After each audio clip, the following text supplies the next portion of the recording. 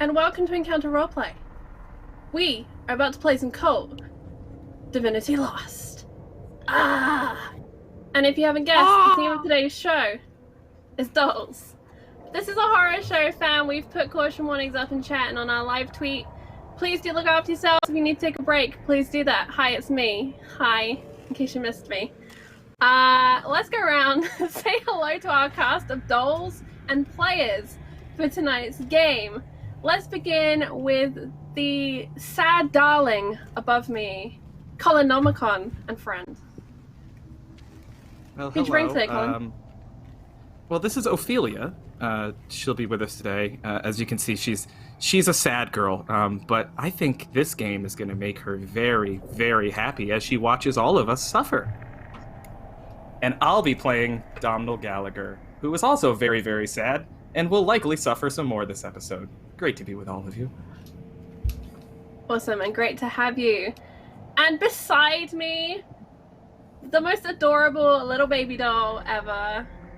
We've been introduced, but candidates, will you please introduce us to your wonderful doll for tonight and your character? This is Jennifer. She was my baby doll as a child, so yeah, she's pretty old, pretty precious, just like me. And I'm playing Molly O'Brien. And yeah, I don't like dolls, so it's going to be fun. Yay! Yay! Well, I love Jennifer. I love her. She's wonderful. Yes, I love you. You're a good girl. Stay good. Do you have to say that or else she'll hurt you? Always be kind to dolls. Brindis, I hope you're kind to dolls because your doll is pretty badass, not gonna lie. It's a pretty cool looking doll. It's Queen Galadriel, bow before her terrible resplendence. Yep. So, of course, yes, Queen. So she's here. Hi, I'm Brindis, playing different Brindis, and I have come here to see dolls, because it definitely won't play into any repressed, horrible memories for anybody here. And I personally am not afraid of dolls, but this should be fine. I'm sure my character will be when it's over. I'd like to remind everyone at home that this was voted for by the Chaos Chorus themselves. We put out a poll on Twitter this week where you could choose where we went next, and over 50% of the poll said Creepy Doll Village. So Creepy Doll Village. Thank you, Chaos Chorus. It was rigged from the start. We give. Alright, this is how this works. If you're watching on YouTube, please do keep an eye on our Twitter for the upcoming poll, because we're going to do one next week as well, because we like doing horrible things to ourselves. And when we're not doing horrible things to ourselves, Mitch is doing horrible things to us. Storyteller for the day. Behind she who must not be named. Oh, My name is Tiffany. The dread Lord Tiffany. I know, it's awesome, right? I'm so excited to be here. But yeah, this is Tiffany. We go back a while, but I'm going to put her right here. And if she moves, let me know. I'd like to know, and I'm sure my family would like to know. But in any case, we had a pretty riveting show last time, and Charlie, can I just dive in? Are we ready to just pop in? You know what? I would love to let you, but first I would like to shout out our sponsors here today, including Helmgast, publishers of Kult Divinity Lost. Whoop, whoop, whoop. Mage Hand Press, who sponsored the show right before us, Dark Matter, Conspiracy in the Stars. Please go check out their Kickstarter. They're over like 500% funded, and they have some amazing stuff that they're adding for stretch goals. Our tomorrow night show, Star Trek Adventures, is sponsored by Modifius, who publish all kinds of games from Dishonored. They help distribute Tales from the Loop and Cult, and of course Star Trek Adventures, and we're playing their new Klingon source book at the moment. And coming up on Sunday, we actually have another Kickstarter sponsor in the form of Axon Punk. It is a hip-hop inspired cyberpunk game that I'm very excited about, and at the end of this show I'm going to be debuting the trailer that I just got done making today, explicitly for that show. I'm very excited for it. It's going to be Sunday at 7 p.m. Eastern Standard Time, which is midnight if you're in the UK. and it's a wonderful cast and a great Kickstarter, and they haven't made it to their goal yet, but we're going to get them there, Chaos Chorus, because that is the power of our love, affection, and chaos. Yes, triple threat. Love, affection, chaos. Mitch. Our Yeesh. tallies are set for the start of session. Our stress levels recorded. In that Would perfect you- zone, right? Yeah, would you kindly take us away to Japan? Excellent. So last time we left our adventurous and brave do-gooders and heroes. One had a slight dentist operation. One enjoyed some tasty ice cream, moist and yellow. The other saw and heard things that will echo in her mind for years to come. And one is trying to hold back the urge to kill. And I'll let you think who these are all assigned to. But the lights had come on, and you guys saw several lights on the house starting to come on, and then the sliding door opens, and a silhouette of shadow is slowly walking their way towards you, the gravel underneath his feet kind of loud in the silence of the city this late. How's everyone feeling? Quite uneasy. Yeah, to say the Still, least. Little still very worried about Dom, but if this person is coming out, Rindis probably like half turns to see who they are while still fretting over her friend. Excellent. Sophia's throat is still sore from the consumption of bleach in a feverish attack of substance abuse, and the lack of ice cream to soothe her throat due to horrific health and safety at the stands here was pretty scarring. But the worst thing is the knowledge that perhaps in Domhnall's mouth is the tooth of her dead friend, and that apparently Rindis is okay with him sticking other people's body parts. Wait, hang on, I'm down a rabbit hole. Let's back that up before I go down that path anymore. It's okay Phrasing. with Domhnall doing self-dentistry and maybe going on psychic journeys? Question mark. Oh, and the single cat guy from Canada, that guy, fuck him too. Oh, God. Clarify, she's not okay with the dentistry. She is okay with the spirit journeys. She's gone with that with them before. So dentistry has her worried. Now, mind you, the psychic journey is a totally different power I can also do, but haven't done yet. This was just your classic occult ritual, getting possessed by spirits kind of thing. You know. It's Domhnall's Friday. But he is also, well, I mean, from what I understand, he is Domhnall's kind of out of it now in terms of kind of snapped out of the whatever came over him, and is now coming to terms with the fact that his dead friend's tooth is in his mouth, and that he has apparently torn out his own molar. And he was not at all cognizant of that before, when he was still talking a little bit odd, but now is sort of snapping out of it and realizing what he did. And hey, he's not okay with it. He's not feeling good. He's a little stressed. Molly is trying to just wipe this all away and stay focused and put together and say, it's all jet lag. It all has to do with jet lag. We're just our minds are foggy. We are not seeing things or hearing things right. It'll be better after a good night's sleep. Yep.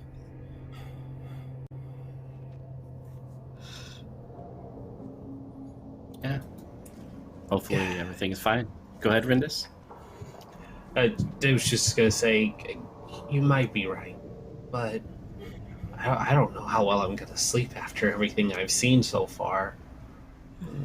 Dom, are you all right?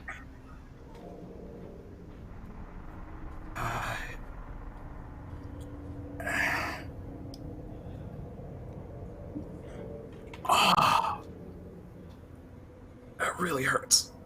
It really fucking hurts.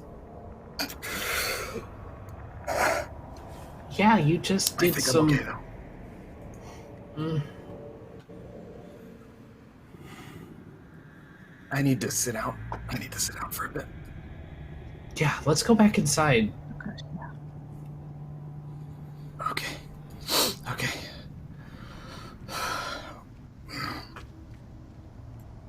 And she'll just put an arm around his waist and kind of help get him back in. Yeah. Before you, kind of in the shadow of the bamboo trees, there's a very tall man, his face still obscured by the darkness.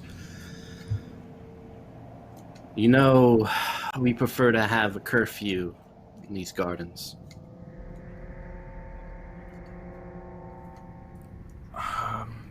Sorry. I thought I saw someone out here. I was just going out to check. Turns out it was nothing. Do you often chase Sorry. shadows? Yeah, I do. Just looking out for everyone's safety.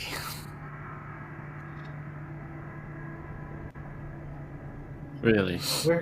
We're heading back inside. We won't be any more trouble, I promise. All right. Well, I'm in charge during the night. So, if you need anything, don't hesitate to wave at any of the cameras. I'll be watching. Just for Brindis's own curiosity, what does this tall, dark figure look like? No real reason to ask and all, but It's hard to say. You kind of get the silhouette, and the features are a little obscured. It's just, the night and the dark just keep you from getting any semblance of concrete information concerning him. In that moment, that kind of wonder hits your skull. He turns around and slowly walks back to the front.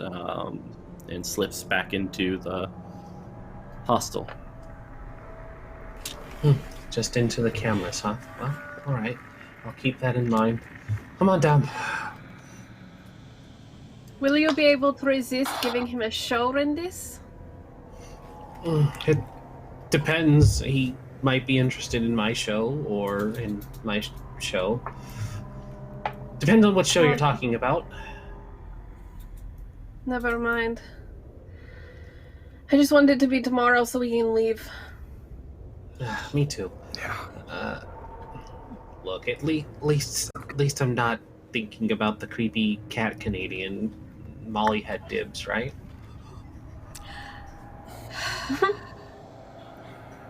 Actually, I believe he had his eye more on Sophia than me, so mayhap we'll both stay away from him.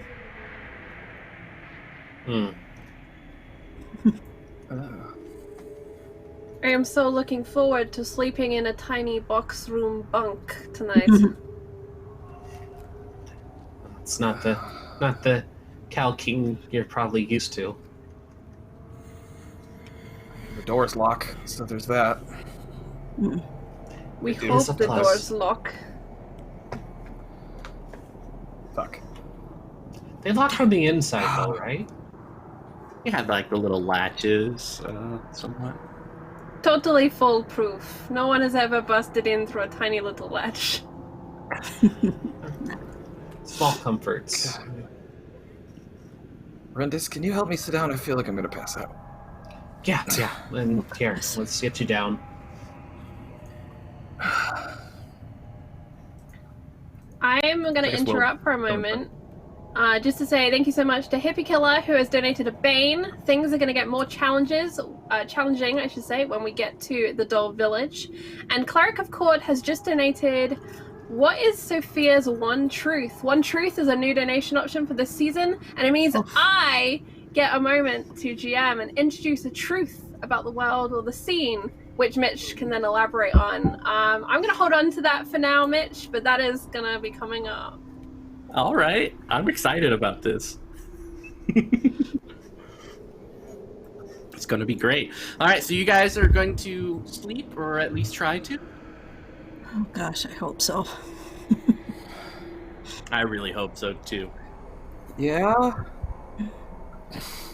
I think that in Sophia's little pouch, she probably has some sleeping aids, and she will very kindly distribute them with her friends. Yeah, you totally And- have a prescription for these, right? I have someone's prescription for them, yes. Mitch, That's what I thought. last session, it was our first session, but I didn't roll one of my things that you're meant to roll in the first session, which is my nemesis roll. right, Would let's now be a roll good it. time to do that? Yes. Alright.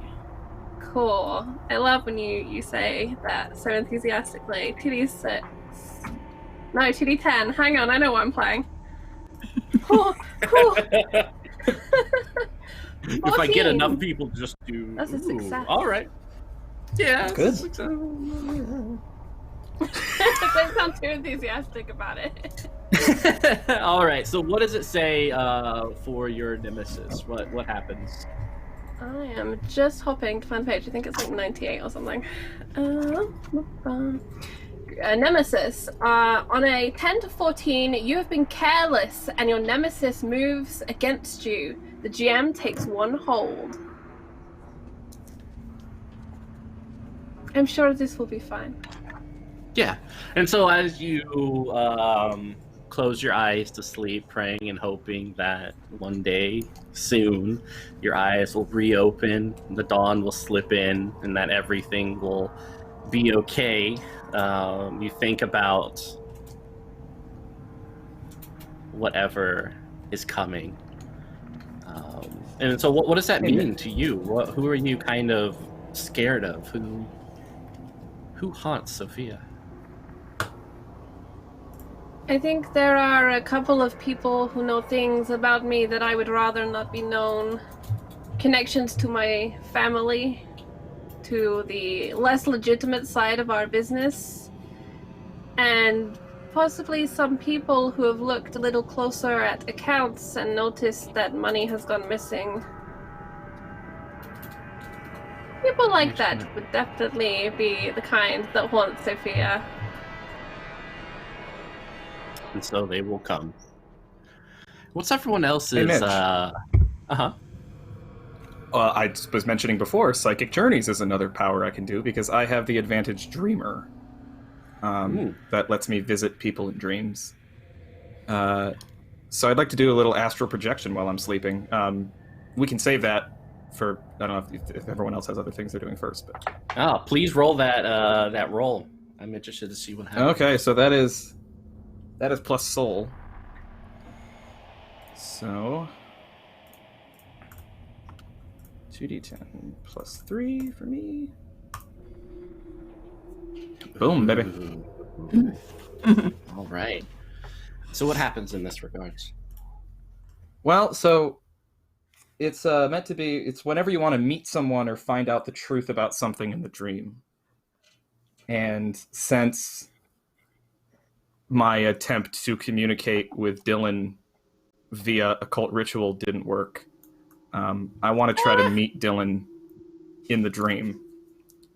Well, I met with something from my occult ritual. I don't know if it was Dylan, but yeah. But I would like to try to meet with him in the dream, and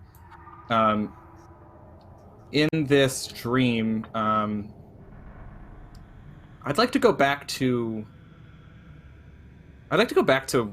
when we were in college and try to meet Dylan at the library where we used to meet up all the time to study together, and go back to that same like table in the study room where we always used to meet, that corner table that nobody wanted because the power outlets didn't work. That where we just would sit and let our laptop batteries die together. I want to go back to there and just kind of sit as I used to and wait for Dylan to show up and try to ask him what the fuck is happening right now. Excellent. And I am going to drag everyone else into the scene. So you see Dylan come into the library, and everything on your peripheral is always kind of fuzzy. But alongside Dylan, you see Sophia, Molly, as well as Rendis, a little bit younger than, and definitely more put together, so to speak, since you remember them. Dylan is smiling while eating some ice cream, tossing it into the trash can as he finally sits down at the table along with the other three. Can I ask you, does my jaw hurt still, or is that gone in the drink? Oh, it always hurts. That pain will not go Fucking away. Should have known. Hey, Dylan. Hey, It's good to see you again, man. I mean, I didn't see you that long ago, so good to see you, I guess. That was you? In the woods? The woods? Let's talk about class earlier today. Oh. Yeah. That was good. Are you okay? Yeah. Molly, don't I look fine? I'm okay. Yeah, you look perfectly fine. Same as always. Thank you. I find your answer both tantalizingly pleasing and smooth across my ears. Brendis, am I okay? Yeah, I mean, you're always okay. Always good, always looking good. Thank you. I've always appreciated that. Yeah. So, Sophia. Well, it seems everybody at this table wants to sleep with you, so I suppose if you're okay, it's up to you or not. not just him, but Sure, Donald, people want to sleep with you too. I mean, Some I wasn't people, going to discount somewhere. Molly. Sophia, do I hear a slight tinge of jealousy about thy lips? What is there to be jealous of? Her eyes go from like top to bottom and then away. So confident in yourself. I've always appreciated that of you, Sophia. You're definitely someone, I don't know, there's a sort of cleanliness about you. Almost like a scrubbed down kitchen. Clean on the inside and the out. We live in different Come on, Dylan. places, I guess. I'm used to kitchens that, have that visage of cleanliness, but just kind of behind the walls, and when you're sleeping, you have those little bit of brown things rolling around, crawling on your plates with their little antennae and hands and fingers. Hey, that's college life, right? Jesus. Come on, Dylan, stop fucking with me. I know how I got here. I learned how to do this. I learned how to do this with you. We read about astral projection together. I know exactly what's happening right now, and you're still fucking with me? Come on, man. Just talk straight with me. The moment the audience discovers that the actors know they're in a play, the moment the whole thing loses its romance, the moment the play ends, the curtains fold. Am I the audience, or am I the actor?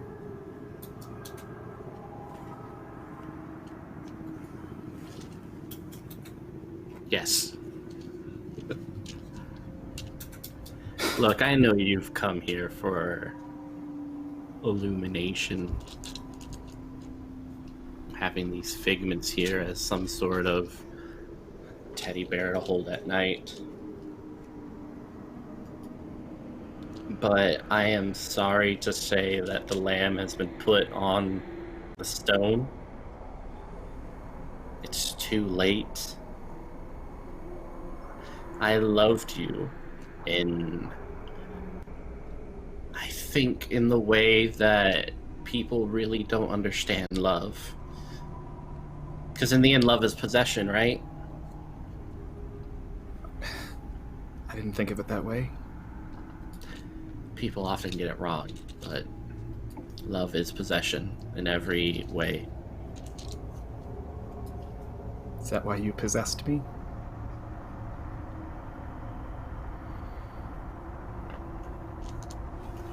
Because you love me? That's why I'm doing all of this.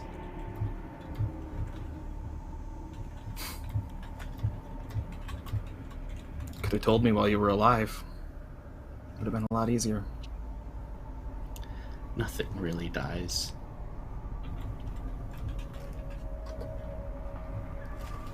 But you did. You did. Dylan, you're gone. You're not here, right? This is... I know what this is. This is...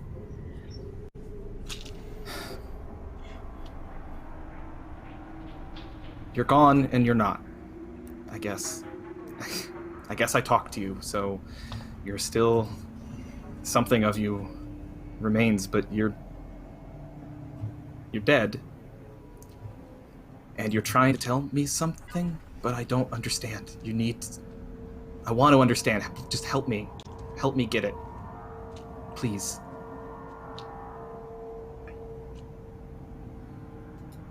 He smiles, and you can kind of see that he's missing a tooth, kind of in the back of his jaw. Why? Why'd you do it? I'm so sorry. I'm sorry.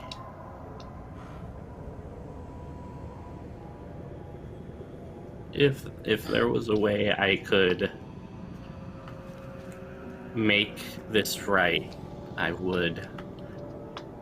But I am so close, and I'm not going to stop just because it causes you and the rest of our friends discomfort and pain.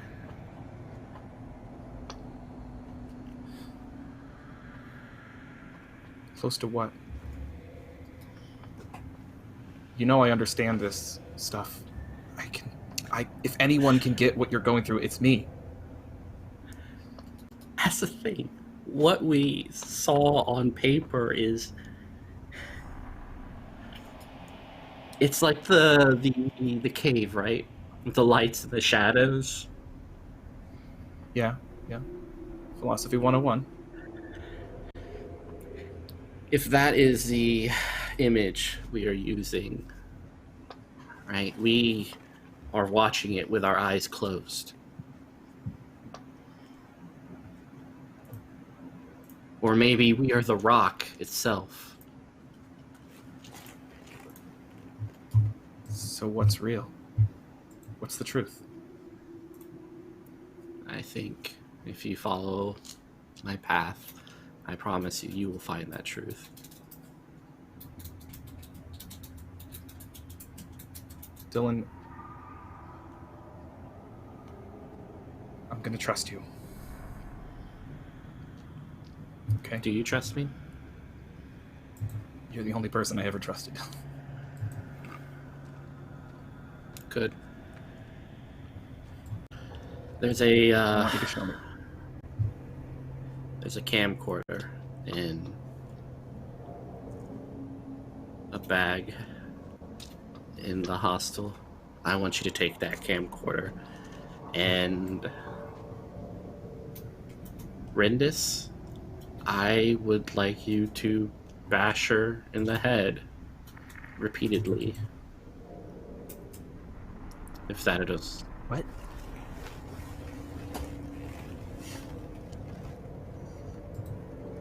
Bash her in the head. Rindis. You want me to attack Rindis? Yes.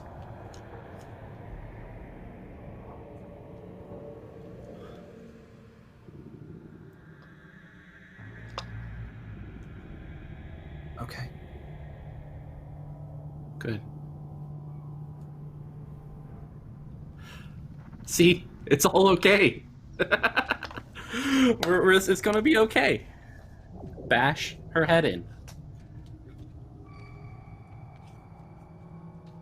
And I tell you, there is nothing quite illuminating than hearing the crack of a skull. It is better than a church choir. It is more holy than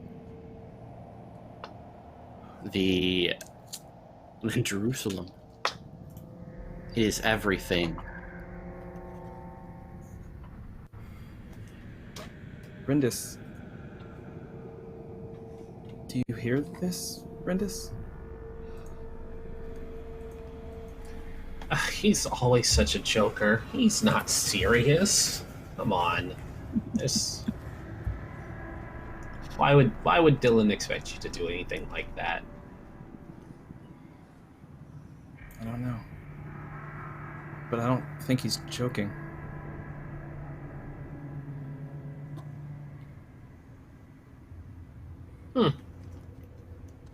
Well, I mean, you're not going to do it.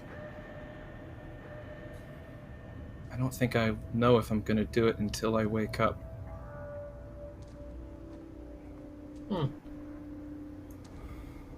What do you mean, wake up? We are awake. He's always sleeping through life. What's on the camera, Dylan? Outside these halls is a wonderful manifestation of where we all come from. Wild, beautiful, and green. It's Eden, of the sorts. There's a path there, but it's horrific and beautiful and wonderful, and it takes a price. Of which I'm sure you'll meet me there.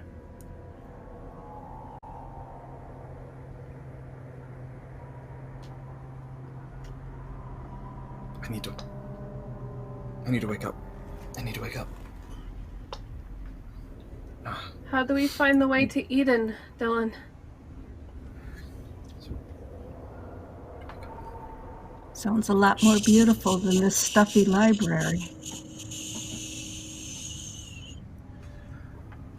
And he moves forward, and with jaws unclenching, growing larger, takes a bite out of Sophia's shoulder.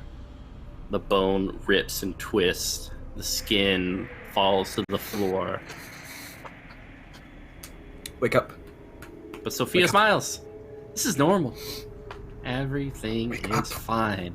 And with that little bit, Dom, you do wake up in the dark.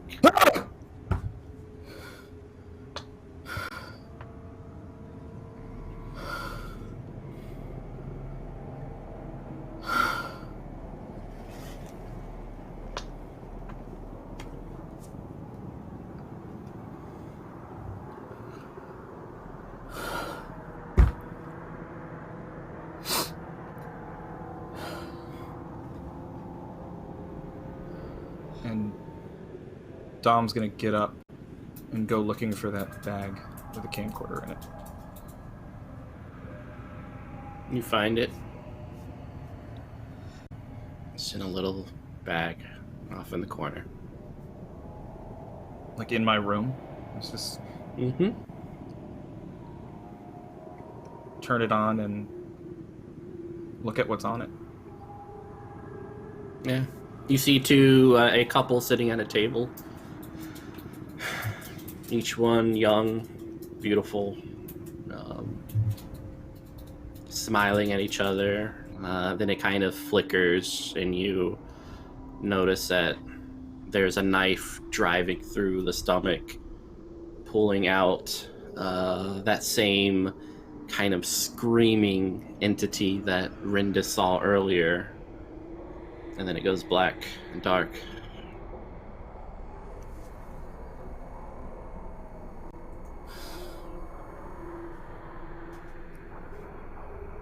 Go to Rindis's room, camcorder in hand.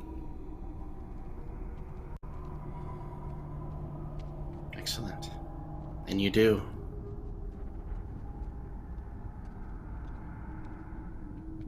Rindy?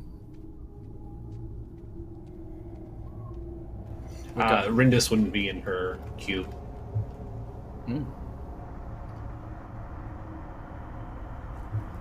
She wouldn't be in her cube. She hadn't gone to sleep. At least not yet. She probably shamefully had gone down the hall to investigate what was so special about this weird Canadian. Don't sleep I can't help it. It's my drawback. Don't do it. Can't help it. Canadian. Is it thirst? Is that the drawback? That's the drawback. Canadian. It might as well be called that, but no, it goes by a different name. Specifically I Canadian moved thirst. Our Canadian game, we thirst. renamed this drawback Thirst. Thirst is real. Unquenchable thirst. Mm-hmm. I think Dom, though, Yeah. seeing that Rindis isn't there and not asleep, is gratefully relieved that Rindis isn't there, and takes the camcorder and leaves it on Rindis's bed and goes back to his room. And probably just lies and kind of stares at the ceiling for a while, too afraid to go back to sleep. Excellent. Rendis, you're exploring the Canadian thirst, so to speak.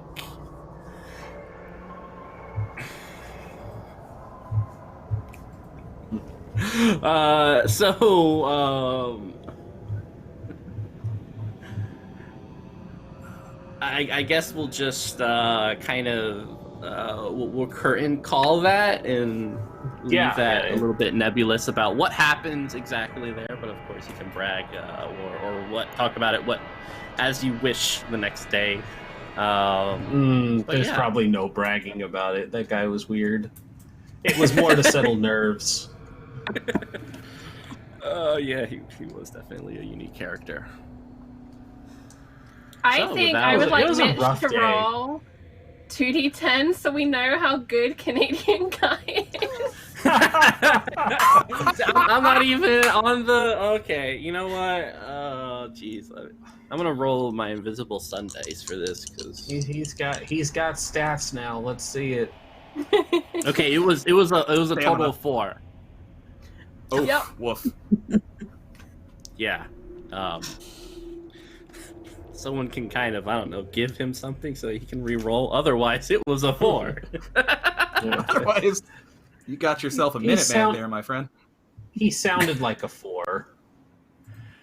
It didn't have to be. It didn't have to be great. It just needed to be enough to relieve some stress. It's Yeah. we've yeah. I think it was the bare minimum to relieve stress. Yeah. It's like, you gave it the old Canada try, and she probably doesn't stick around long enough, but I think as Dom is putting the camera away is when she's coming back in and like rebuttoning stuff and looks, and she's like, Dom, you're awake? So are you? What are you doing? Oh, I don't. It's a habit of rooming with you that I don't sleep very well, so I tend to be up a lot. I figured proximity of the cubes might also still do that. So I was just getting a walk, don't worry about it. I'm back now. Took a walk and unbutton your clothes while you were at it too. It's warm Japanese autumn night. They're very common. Not. Uh-huh. Mhm. Uh-huh.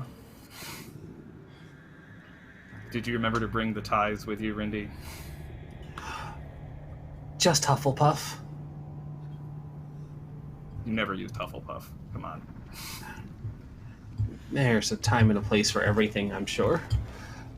This has been a weird enough journey, right? So far, and it's only day one. Yeah. Have you slept at all? At all? No. I didn't sleep on the plane. Okay.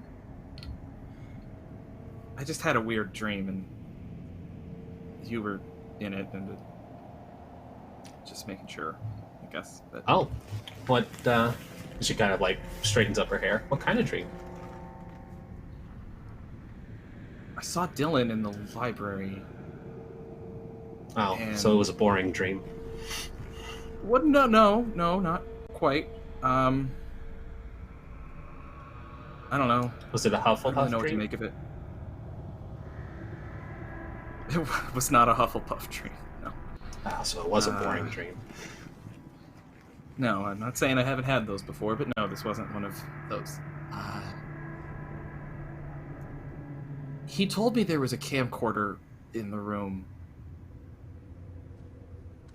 And there was. I found it. It's right over there. I put it on your bed.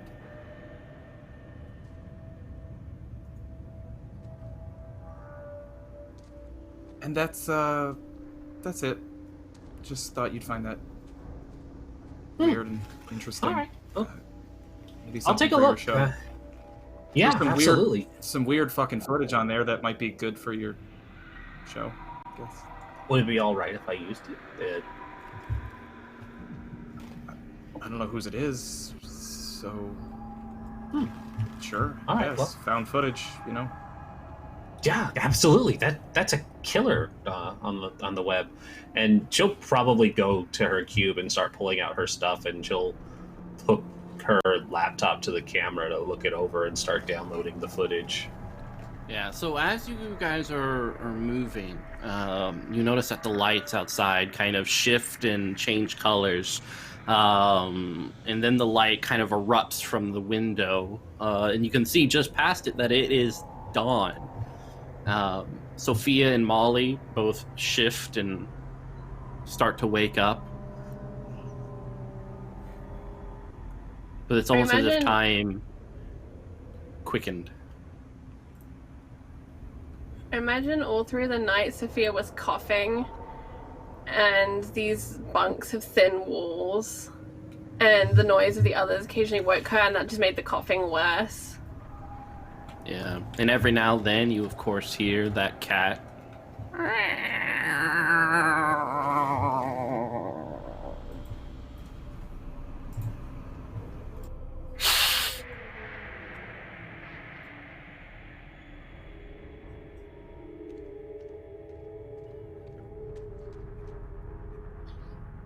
Is it time to go? She calls out to the chattering.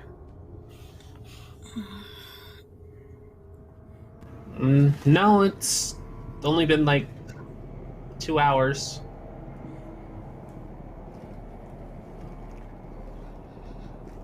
Is that all? It seems like it's been longer than that. I got a we decent supposed- sleep. I don't know about the rest of you. The jet lag will do that. Well, I can sleep just about anywhere, so. Yeah, that's true. We know.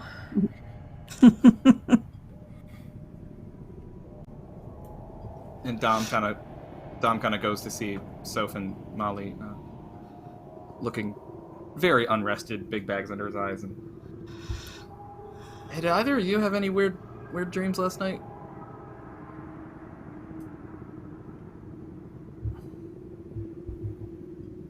I don't think I had any that I remember. Just hearing everybody rock and roll in their bunks and chitter chatter, and the cat, and I think I even heard the ants crawling on that dead rabbit. The trains run early here. Why don't we see if we can go soon? Yeah, let's get the fuck out of here. Yeah, this place is still getting a low Yelp rating for sure. Hmm. Yeah, Not a very good experience. 0 stars. As you guys go down the hallway, you, Rendis, see your 4-star rating friend. He's just kind of like lingering, just kind of on the door, just wearing boxers, kind of smiling at you with this grin. It's like, yeah. Oh, no, don't even make eye contact with him, guys. Just keep walking. Hey, are we going to eat breakfast? Yeah? Sorry, we? Can I buy you coffee? Oh, Corn smoothie? No, sorry. I should have been clear. There's no we. There. Oh. That's not a. You're done. Oh, yeah, okay, this is embarrassing. Yeah. It must be for you, yeah. This slides God, the I'm sounding door like Sophie. closed. You see, like, his shoulders Don't tell me you slump. did. I won't tell you, and she keeps going for the stairs. Turn I to won't Soph tell and you if Molly. you don't want to hear it. Yeah, she fucking did. She did. Yeah, coming downstairs, you guys are served rice. A little bit of pork. That woman is there, sweating and looking up at the TV. The weather outside is slightly chilly. Other than that, you know what? You can almost tell that today is going to be a good day.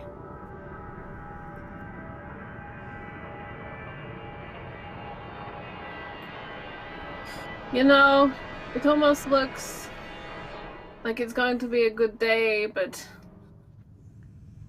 well, If you say it, you give it power. Don't say it. can't get any worse than this, right? And then she said it. So, how was it? If I had to give it a Yelp rating, it was probably a 2. He at least say delivered sorry? on what was Was there a lot of- expected, but A lot of sorries afterward? he didn't cry at least. That's I don't progress need for this you. conversation right now. Oh.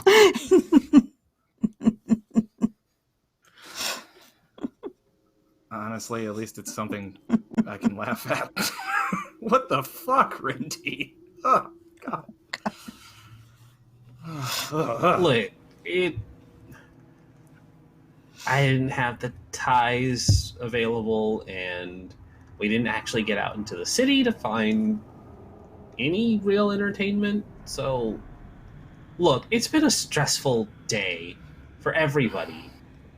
You didn't see what we saw out there at the ice cream, or what I had to look at in that frickin' music shop, and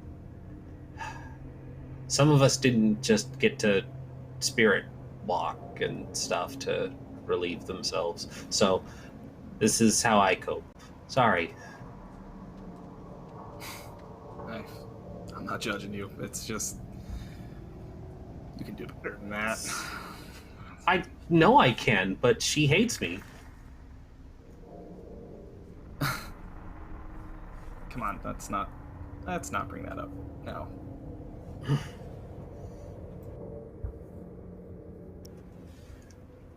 She'll just go get some rice and go sit by herself. All right, sorry. Excellent. So, the morning is normal. Everything is fine, despite Rindis and Dommel not having much sleep. Molly, on the other hand, and Sophia are doing just fine.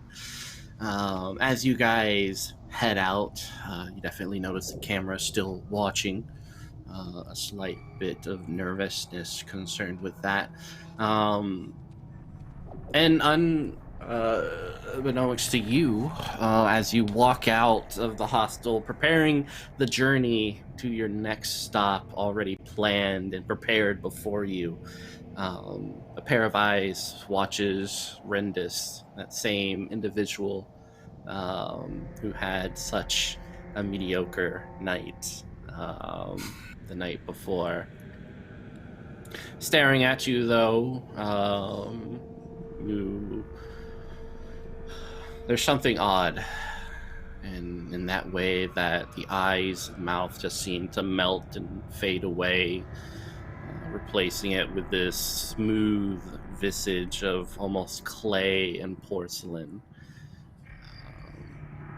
There's a shaking about its shoulders and face, and then it's just gone.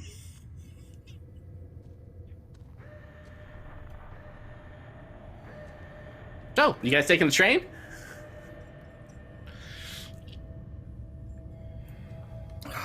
Yeah. Yeah, train's good. Trains are fun. Yeah, train's better than walking. Train, plane, car, Automobile. automobile. Excellent. Horses. And because of our choice via Twitter, we know exactly where you guys are headed, which is to the Doll Village, an actual place in Japan titled Nagoro. But the train ride. It's really a couple of train rides, and then the last train is a single boxcar that goes over the tracks. And even after that, you know that there's about an hour walk, which was kind of the assumption is that you'd have sleeping bags and stuff like that. It's pretty far away from the city, and you notice the Tokyo lights kind of drifting away as you move further away from the city. What catches your attention, though, especially for Sophia, is that there's a very attractive-looking man with dark hair and brown eyes, a nice suit, very put together, probably in some sort of corporate place. There's an air of confidence about him, and that same kind of sly smile, the twinkling of his eyes that suggests there's a lot of energy and enthusiasm at his place of work. Somehow, some way, he sits by you, the empty chair next to you, as more and more people start to leave the train, making it kind of lonely here on the train. You notice that he is currently reading a R.L. Stine book, one of the Goosebumps.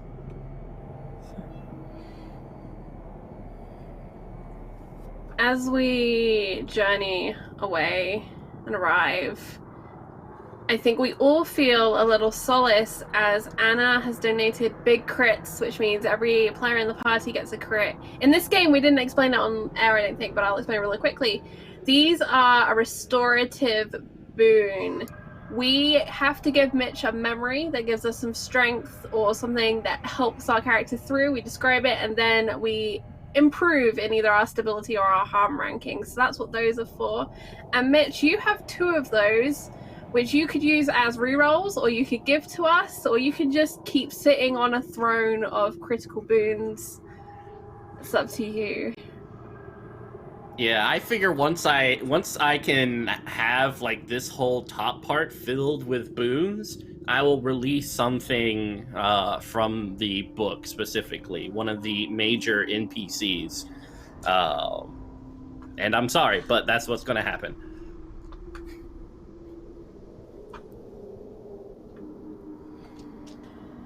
Oh, I'm getting hungry.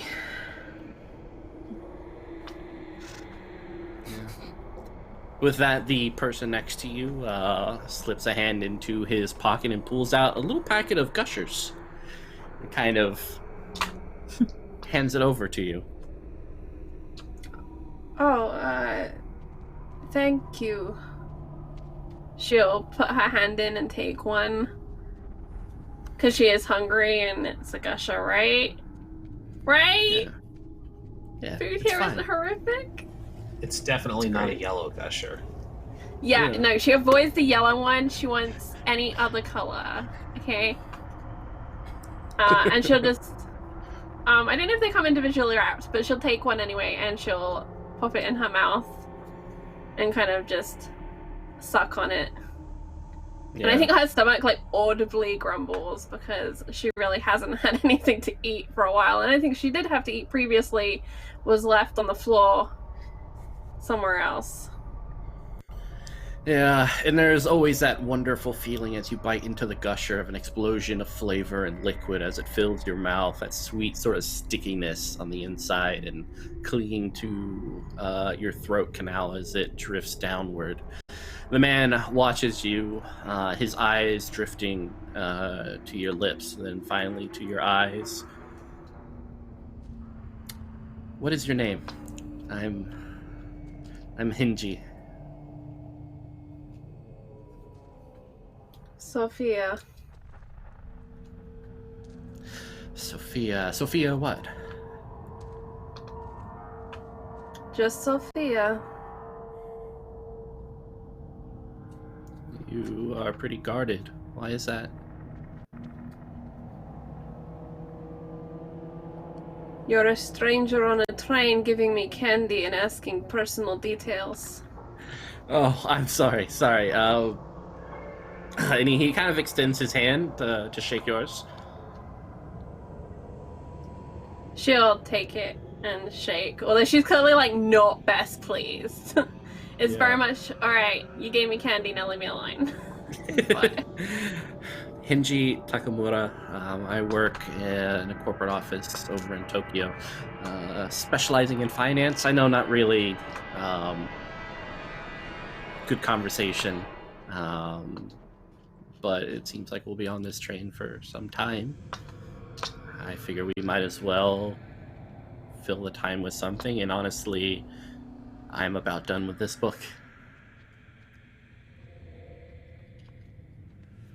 A children's book. How was it? I wouldn't call it a children's book. Obviously, it was written for children, but you might find some of the most horrific books were written for children.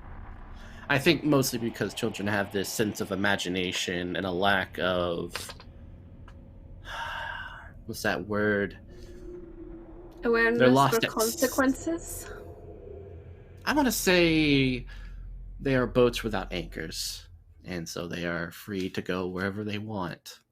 And now, look at us. We are anchored by everyday life with rules that we think we have to follow, and each and every anchor prevents us from going anywhere. You know, I know someone that you would really like. Let me introduce you to them. They I are would very rather philosophical as well. I would rather not, Sophia, if that's okay with you. Perfectly fine. I She's like, would fuck, I was like- gonna introduce you to Rindis. You were gonna have a great time now. Look what you did for Rindis. I would prefer this conversation to stay between you and I, Sophia. I think we sat here for, I won't call it coincidence, but random chance, and I think random chance has to be respected sometime. Tell me, Henji, where are you going with this? What is your end goal, hope, dream? Leave out your Well, fantasy, that's, I'm not that interested. I see.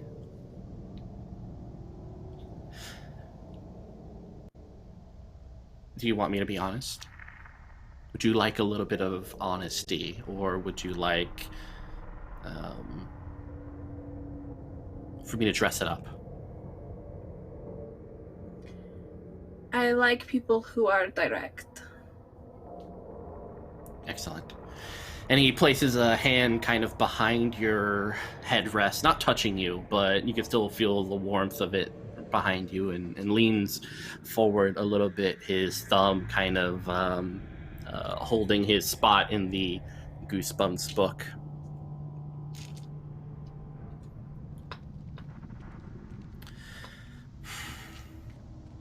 Your name has come across my desk a couple of times, and to be honest, I have been longing for this moment for a couple of weeks. Excuse me? You see, I've been watching you. I enjoy the look of you, the way your skin clings to your skull, the wonderful way sometimes your lips tremble.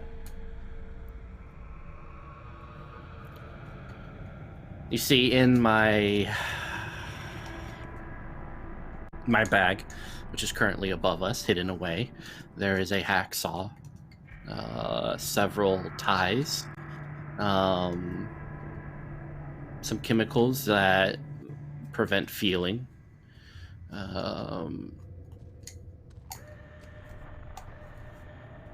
well, there's all sorts of toys there, and I was hoping you and we can get off and we can enjoy ourselves. Is that direct enough for you, Sophia? Quite. And if I could be direct back, I won't be getting off with you anywhere. I thought you might say that. If you kind of feel on the side of your stomach there, there's several very important organs just beyond it that you need to live and to thrive. I know that here on the train, you are a couple hours away from any sort of medical assistance. I know that if I plunged this blade into you and pulled up, that no matter what happens, you will die.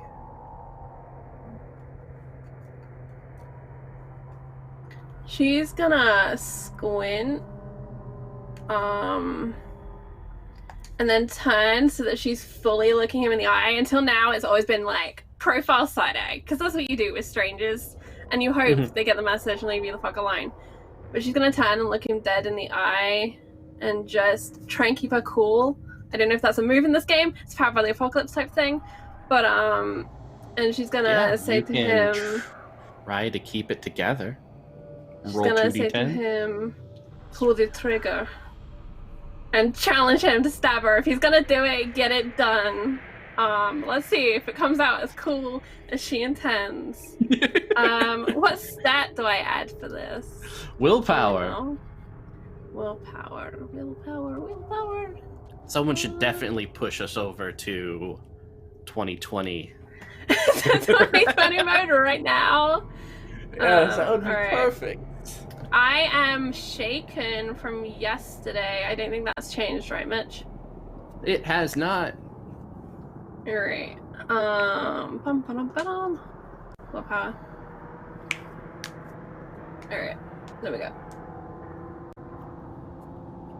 Did that work? 13 to keep it together. Alright. So you're okay, but you definitely can choose one of the items there, and it's up to you. So you can become angry, sad, scared, guilt-ridden, and get that -1 to your stability. You can also be obsessed, distracted, haunted. I think she gets angry. Like when she says pull the trigger, she raises her voice a little bit. It comes out like more aggressive than she's intended. She was aiming for cool and it comes out aggressive. right, you stare him in the eye, and there's this sort of triangular smile to his face. His lip wet and moist with a slight bit of drool running down his cheek. And you can almost see just below that there is a knife serrated on either end, rusty, pressed right against your side. Are you sure, Sophia? And I think there's a tiny bead of sweat just curling down her forehead to match mine. And she looks hesitant, briefly afraid, and then she says, "Very." And I'd like to punch him and break his nose to get out of the situation, because Sophia's not done. She doesn't like this. This is horrible. I want to do violence against this man. I've met this man. Well, I want to do violence against this man.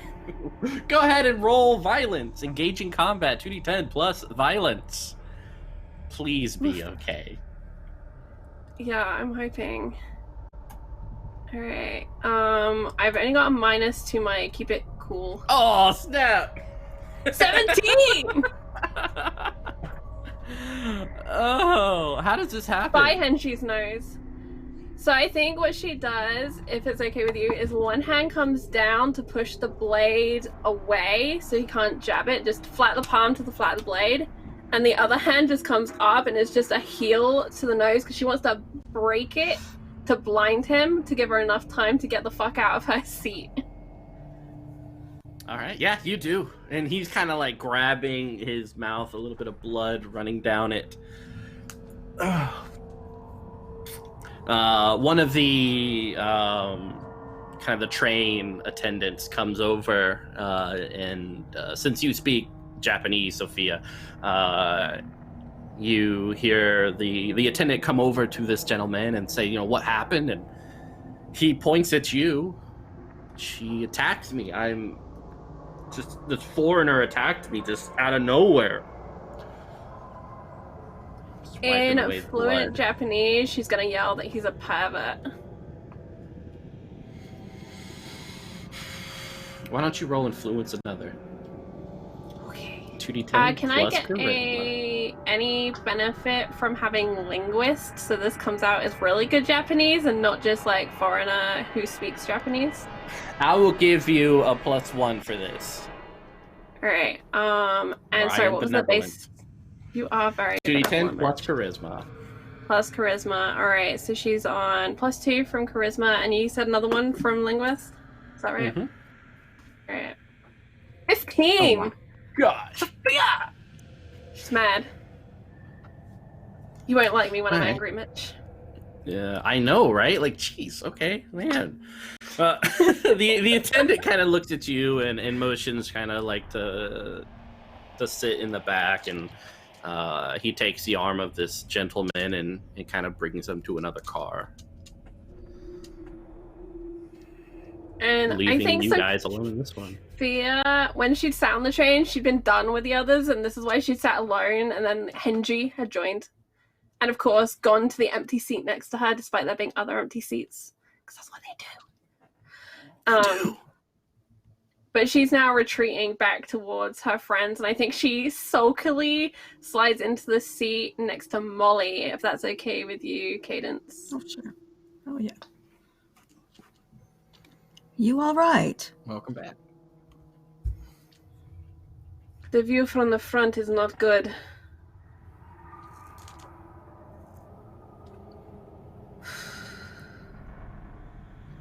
And I don't think it's quite hit her that this guy just described how he was going to murder her really brutally and literally put a knife on her.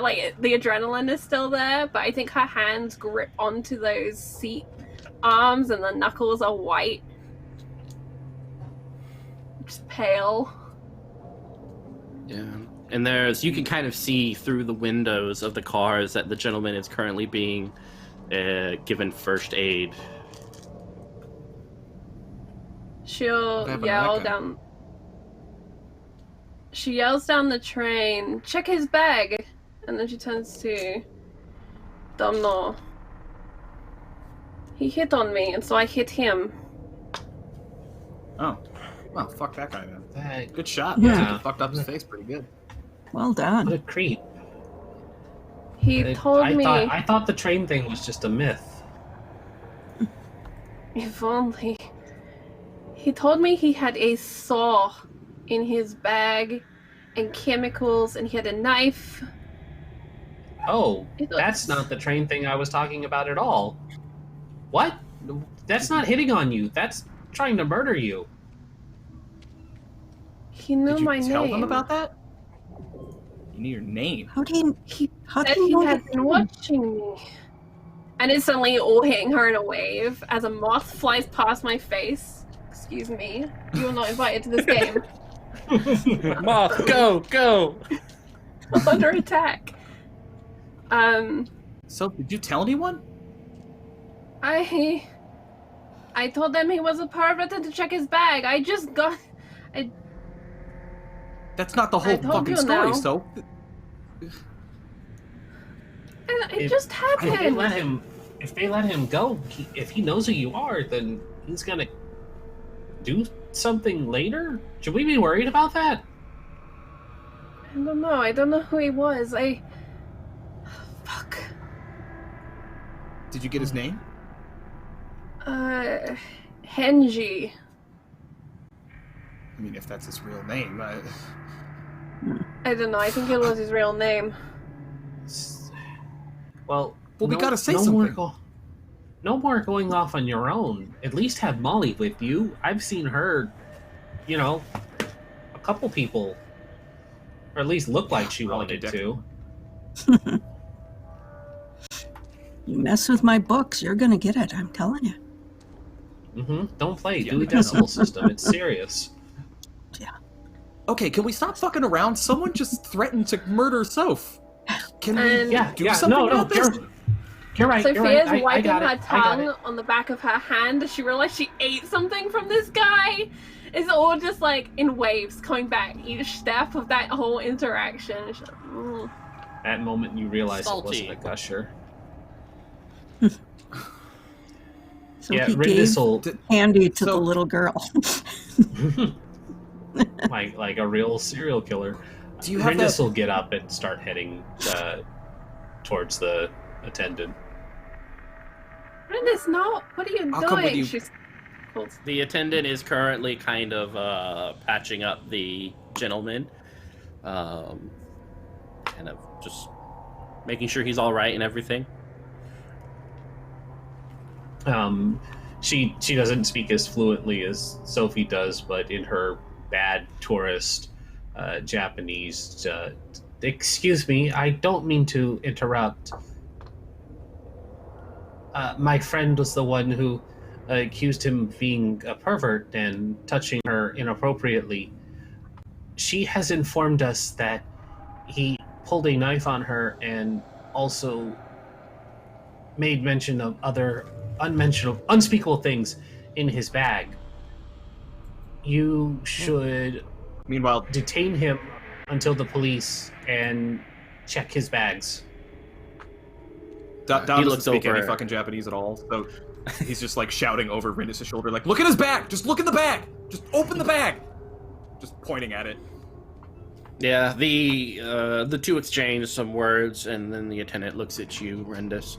Unless there is proof, there's nothing we can do. Can I roll fast talk to try and sway that? Yeah, you can do it at a -2. Is that -2 on top of my already Yes. distressed stability? Awesome. Yeah. Okay. Sweet. Let's do it. All right. So when I roll fast talk, let's roll plus coolness. Good thing I'm good at cool. So I don't have to account for the distress. That's going to already be in there, right? Let's No, find I don't out. think it is. Oh.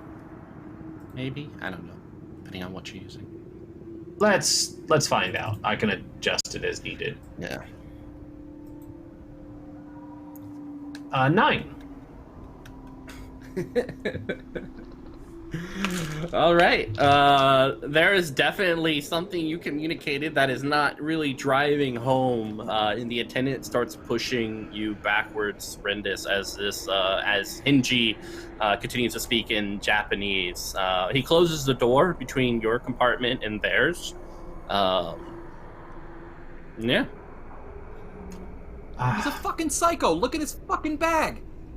He's not listening. He's dealing with the injury, and he doesn't want. I don't think he's listening to us Leave without it. evidence. Please. Did he drop the knife or anything? Not that you saw. Sophia just shakes her head. She doesn't remember. It all happened very quickly. Okay, no, it's What do you mean they fine. What do you mean they can't do it? Just This can't- is bullshit. This is Japan. There's no fucking Fourth Amendment. They can search his fucking bag if they want. What is this bullshit? Come on.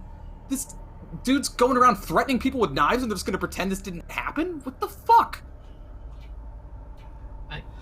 I think they're dealing with it. Just dealing with this first. She did break his nose. Good. I mean, yeah, absolutely good. What a creep. But I should have I- cut off I his think- dick. Sophia hits the upset stage. Again. Waves. yeah, Let's I just mean, go back. Usually. Let's just stay by Let's go. Soph, okay? And keep Yeah, the door yeah. shut. Yeah. Maybe we can move About- further down the train somewhere further away. Yeah. Wherever you guys go, about 20 minutes at the next stop, the attendant comes over and says, Samusen, but you have to leave at this stop. Is the creep getting off at this stop too? No. Good. Then we'll happily leave. Right, guys? Perfect. Keep him on the Yeah, train get and the fuck take out him of here. far, far from us.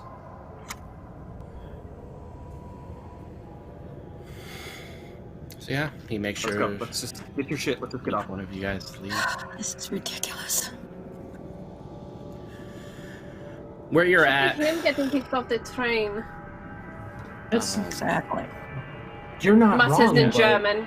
Sophia's very angry now. where you're you're being not dropped wrong, out, as is- long as he's away. you're pretty much at a cement pedestal with a cover, and there's just forests and a couple of old broken down houses around. As the train pulls away, Sophia, you get that same smile, almost like that love at first sight smile, at least one way, of Hinji watching you as he returns his attention back to his book.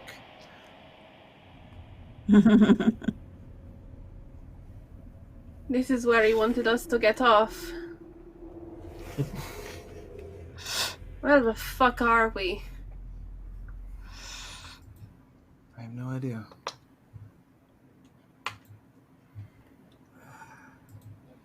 Does anybody Is have there a like a phone sign signal? for the station? There's a slight map on it, kind of pinned against the wooden wall. Go take a look. We'll cross-reference. And at the mention of checking for a phone signal, Rendis takes out hers, starts looking. Yeah. So far, your signal is out. There's nothing there. Where? But on the map, you do see you're about 4 hours away from the village. Oh. Shit. What? I hope you don't mind going for a walk. We're a ways from the village. Nogoro? What's at Nogoro? It's a doll village.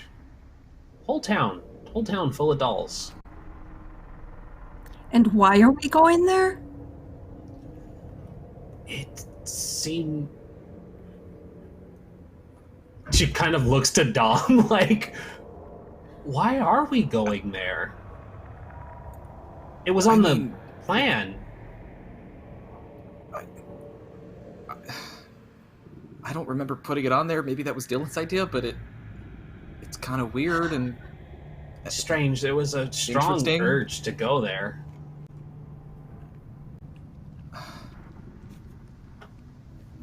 I don't know.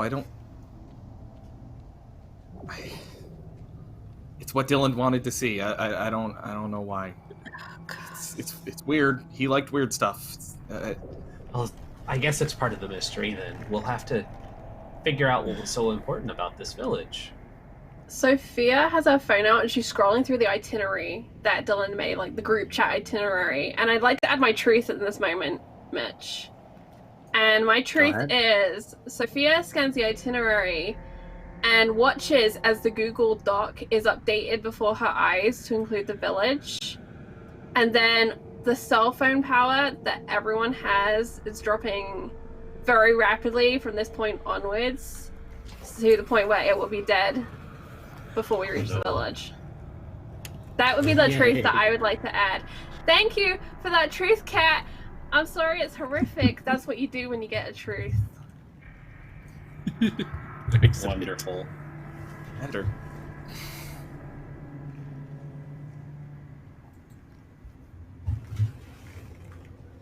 Is there any other way we can get to this weird-ass place? Like, take a cab or something? A cab from where? There's nothing here. My cell phone's not working. I don't think we'd even be able to get an Uber out here. I'm not fucking walking. I don't walk out think we have a choice. Let's go at the front of this station. There must be someone here with a car. Okay. Yeah, sure. Maybe we can hitch it. Done it before. Haven't done it since college, but I'm sure. Yeah, we can try. Sorry, good. Just treat it like college. We're backpacking again. Walked everywhere back then, remember? We'll be fine. Except I didn't bring a backpack, and she lifts her little wonky roller suitcase and then puts it back down because it's really heavy, because of course it is. Yeah. Well, I guess I could try the cab. Let's see if we can find someone. Yeah. Let's just go. How much cash does everybody have?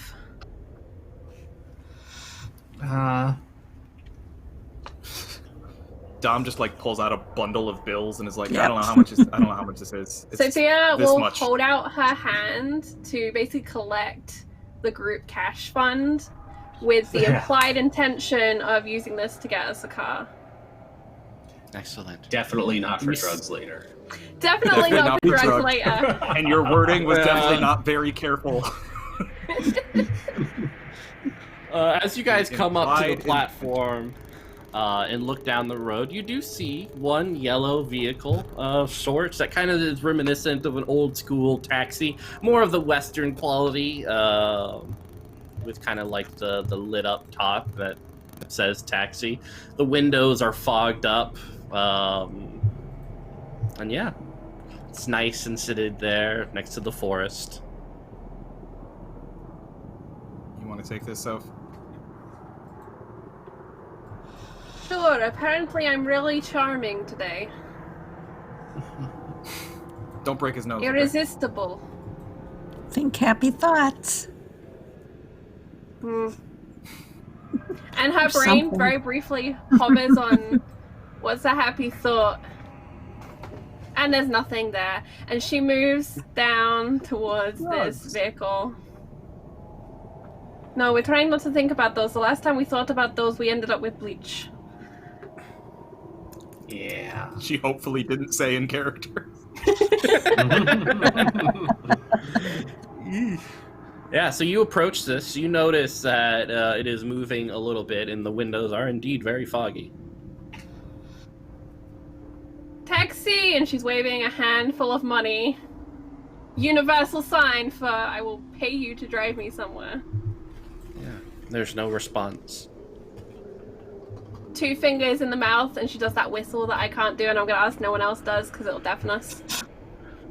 That one. We. That's what it sounds like. No. There's no response. The other universal sign for stop the car, I want in. Hey! Asshole! No. It works in New York. Have you tried the New York City hail a taxi thing? Like, that works too, maybe. How far, like, has the vehicle gone, Mitch? Is it just... It's just... It's still... It's just right... still idling? Yeah, it's idling, but you do notice a little bit of fog creeping out from the woods. Sophia goes over and she'll knock on the window. Alright. The vehicle stops moving, and you kind of hear someone fiddling with the other side of the handle. And yeah, a man pokes his head out, looking at you. He's sweaty, kind of has that slickness to him, wetness to him, and he smells of kind of like this salt and maybe pepper even. Looking at you with his mustache and beard, he wipes his hands on his clothes and pockets what looks like some sort of alcoholic container into his pocket.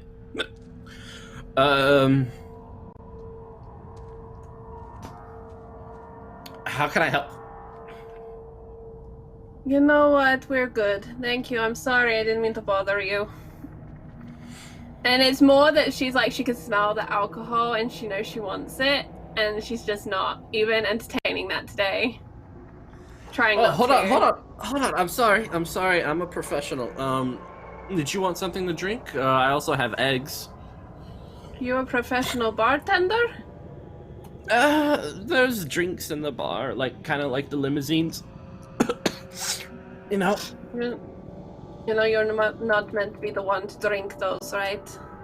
It's pretty straight roads here and out. I also have magazines back here if you're interested. All I from am not like... interested.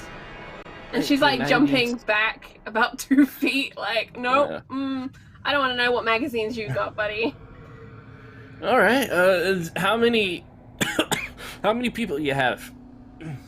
It can only handle so much weight. But you don't want to stay out here with the fog. People get lost sometimes. Sophia is looking over her shoulder towards the group, and there's clearly a problem that she's having.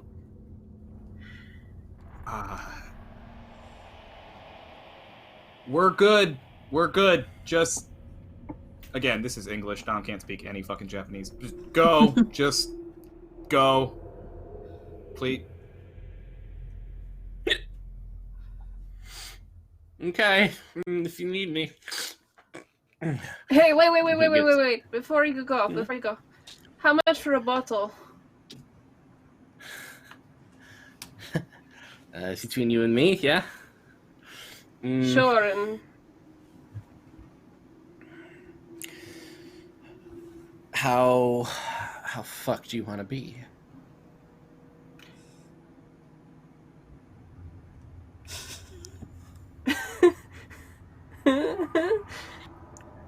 I asked because there's a... Oh, okay. Oh, God. And you see a little bit of snot shoot down on the ground. Here we go. And he goes back to his trunk and pulls out this clay jar that has these beautiful cherry blossoms on it, and it has the little leather pouch and is tied with a little cord around it, and he hands it to you. It's about palm size. This stuff right here. Sending you to a different place. Definitely. You know? And I think like she's trying to fight it and be like, nah, I want the branded stuff. I'm not drinking stuff from strangers, but I'm gonna, if you're okay, like auto-fail on her drug addict of bad decisions. I do. And I love auto. Yeah. I'll take the goes to another place bottle of magic, please. Excellent. And he hands it to you. So like, oh god, temple maidens or something used to make these back when themselves during a whole ritual. It's supposed to kind of connect to different people or anything. But anyway, you'll like it. Okay, good on you. And he hops back into his car. Rindis has had the camera out this whole time, and she's been filming the mist and stuff around. But slowly, as they opened the trunk, the camera had kind of zoomed in on them, and she was listening in. And at the mention of the magic and getting taken somewhere else, she just like starts walking closer, and she's like, "Wait, magic? What do you mean magic? Tell me more about the rituals and priestesses. I want to know everything." And she just like has the camera like up in his face now. So Tell me Tia everything. will move away from the car so she's not in Rindis's shot and let Rindis deal with this, and she will go back to Molly and Domhnall and kind of give them back most of their cash. When you say most of,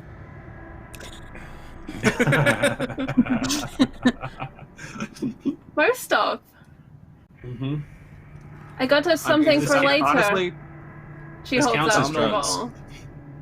Domhnall never counted it and didn't know how much it was to begin with, so I'm gonna say I'm not gonna know any different when you give it back. But hey, might be a stupid question, crazy idea. You think we could? How much? That guy's really drunk, isn't he? He looks kind of fucked up. Yeah. We're not going to steal his car. I've seen this bad idea before. I wasn't suggesting stealing it. I was suggesting paying him for it. Or if he Well, rode that's not- along when he How could far away? How drive far it away are back. they from Rindis and the driver? How far? Probably about 6 meters, 8 meters. So it would be enough for them to hear. Rindis would probably turn and be like, "Hey, you're not in any condition to drive, right?" Yeah. She like holds a lighter out in front of his mouth. Just exhale. No, that's weird. Yeah, he just flamethrowers probably. I mean, look, we need to get to Nagoro, and you don't look like you're in any condition to drive, but you're a taxi. So if I drive and you sit in the car and we get to Nagoro, we'll still pay you for the fare. Sound good? Okay, sure. One I'll be in condition. the back. Huh? One condition. She holds up a hand. You have to tell me more about the priestesses and the other world drink. I need to know all of it. Oh, I don't know. I told the Langier there all I know. It's just like, whatever, man. Fine. Don't go chasing waterfalls. We'll stick to the rivers and lakes that we're used to. Exactly. This guy's a scrub.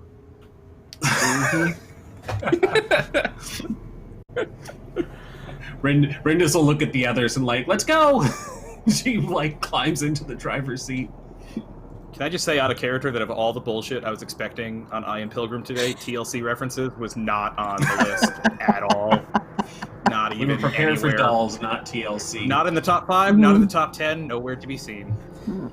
I have it in my campaign notes from the start that you gotta have it. More TLC references. Yeah, it's not all. Yeah, I need it. This guy's a creep. Anyway, I'm gonna get in the back seat.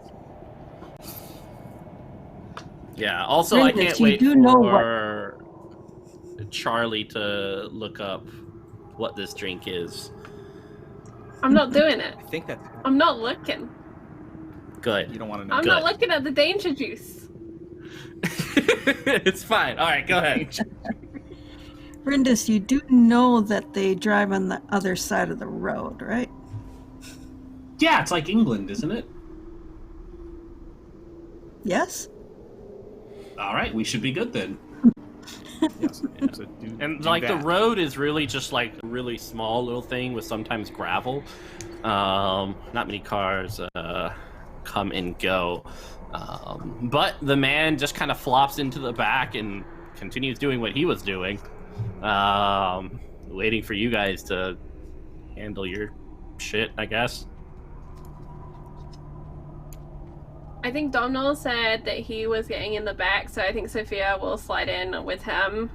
And I think what she'll do as the drunk guy gets in is she's going to get up and awkwardly slide across Domhnall's lap to be the other side, because she's done with sitting next to creepy dudes today.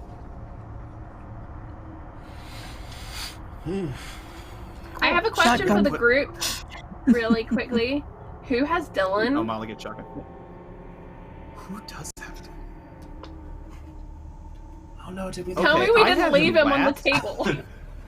No, I had him left, but Wow. I used him for the ritual. I used him for Yeah. the ritual I performed last night. So We're I set. think I I have him think- still. I think.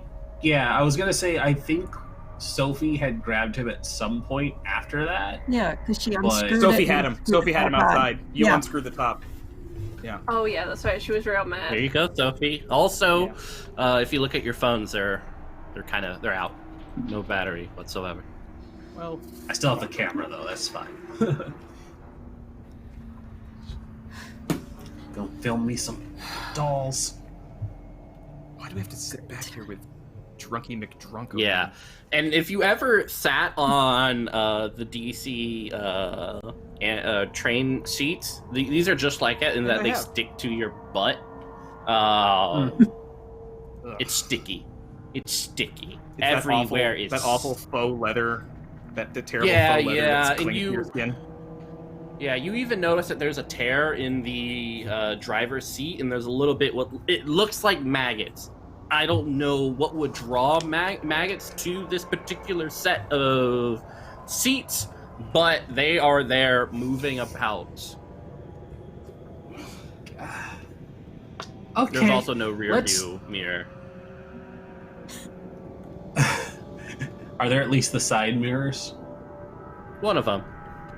And he Okay, has I couldn't- passed out, sweaty, kind of leaning his head against the back. Is the alcohol he was drinking when he got out of the car still somewhere within reach? No. Okay. She's got a very awkward sit on this seat to not get the maggots. And this was my idea, and I already regret it. And she puts it into drive. Let's make this a fast trip. Oh, man. Yeah. You start it up, it putters, spits, dies, and then you have to kind of start it back up again. There's one thing you notice while driving is that it can't go beyond third gear without continuously pressing the gas no matter what. So there's always like a little bit of exertion on the engine. Yeah.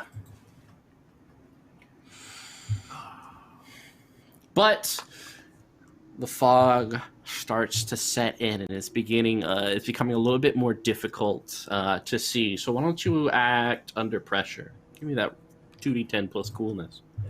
Oh, I'm doing so well with this already. Okay. No minuses besides my already existing stability. Ooh, you know what? Let's give you a -1 because of the fog. That makes sense. I'm happy with that. Yeah, this checks out. Let's do it. -1. Okay. 5! Yes! Yeah! I'm the coolest. Excellent. Molly. Dear, wonderful Molly. You wake up in the forest.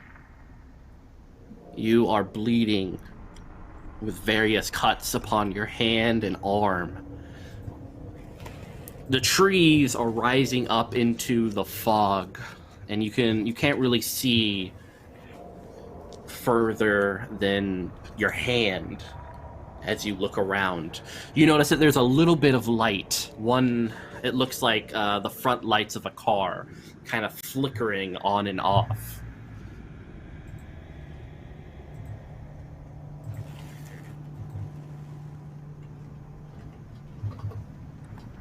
Where am I? Why don't you roll endure injury at a -2? Oof.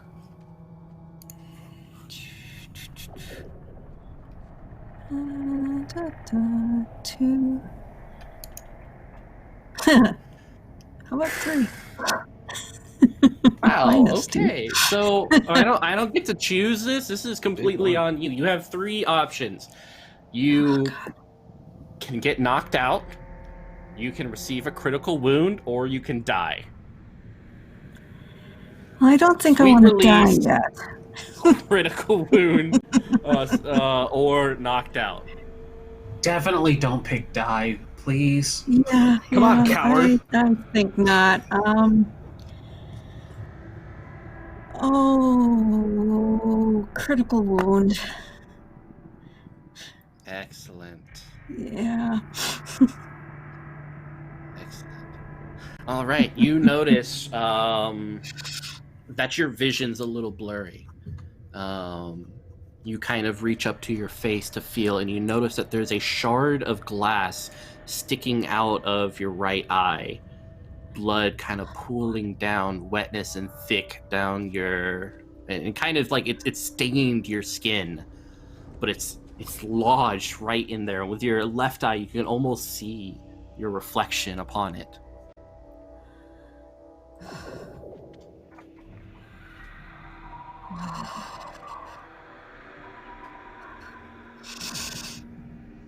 I know it's not a good idea, but I go to pull it out.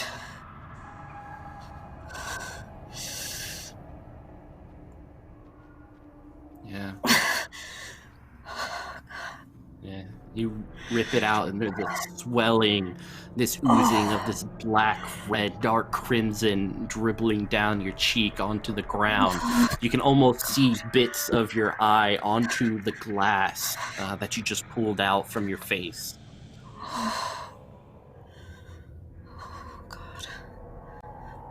Oh, God.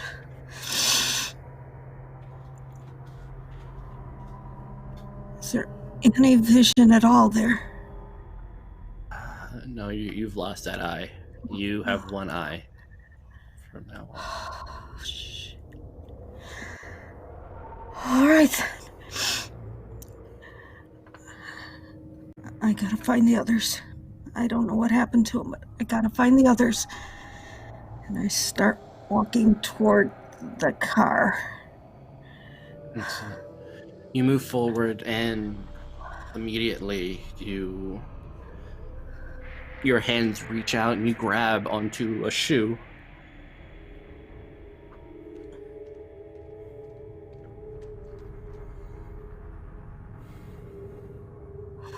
Do I recognize the shoe?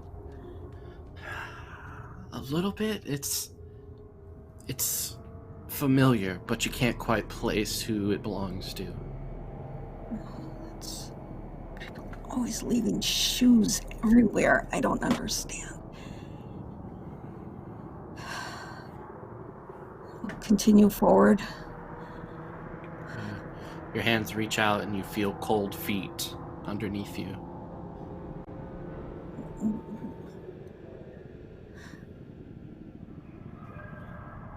I'll work my way up the body to see who it is. Yeah. Old and cracked, almost like a porcelain doll. Rough in some places like sandpaper. Your hands go up this leg and you feel an outfit some fabric. It's still hard to see. Everything is bloody and cloudy.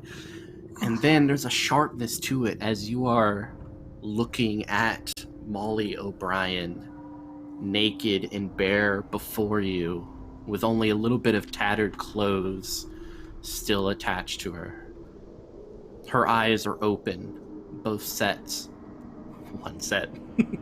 Gazing up at you with her mouth open.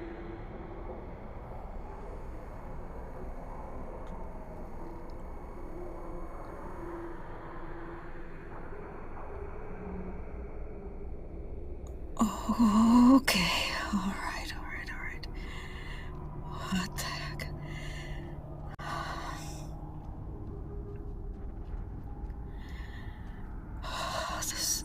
This is not real. This is not real. This cannot.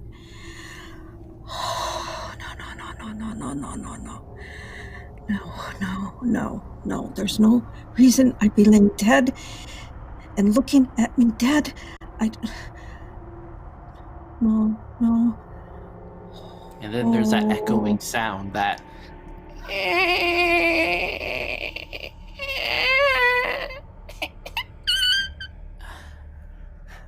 and you can almost see an eye looking at you from the inside of your own mouth.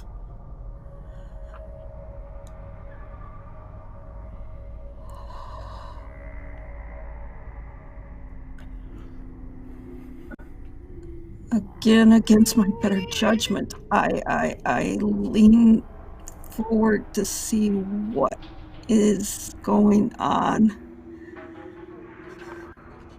You move in closer. With your one good eye, you peer down that hole, and you see these little black and blue fingers extending out from the mouth.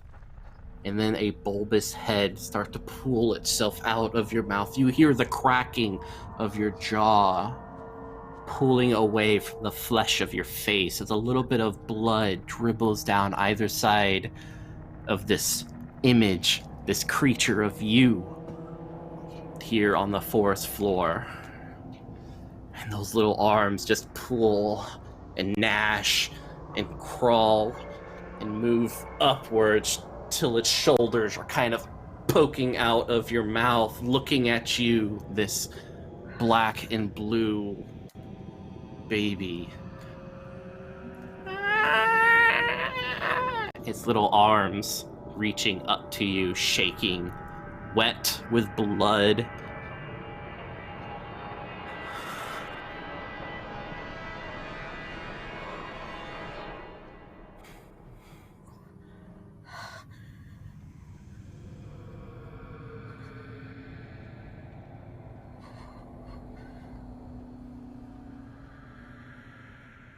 Reach for it and pick it up. Excellent. It kind of looks at you. Its head is twisted in a way that suggests that it's not okay. But its eyes gaze at you. These little two black sockets, almost like scars in its skull.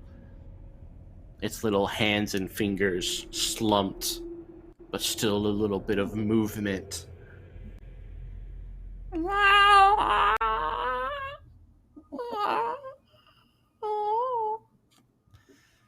It reaches for you. Poor thing. Excellent. Poor thing. Endure injury at a -1. Come on, do better than this.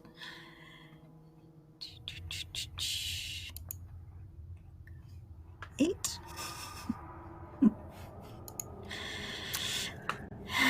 All right. The dice are not on my side. Yeah, you can't receive another critical wound. So your options Mitch. are knocked out. Can we offer a devil's bargain? Cadence has two of those crits up in the top corner. Oh, Could she trade those for a re? Oh, sorry. Could they trade those for a reroll Yes. for a second shot? With that, I mean, it's up to Cadence if they want to do that, but yes. We will call I'm it a the chicken. Lictor's bargain. Go ahead and re-roll. Come on.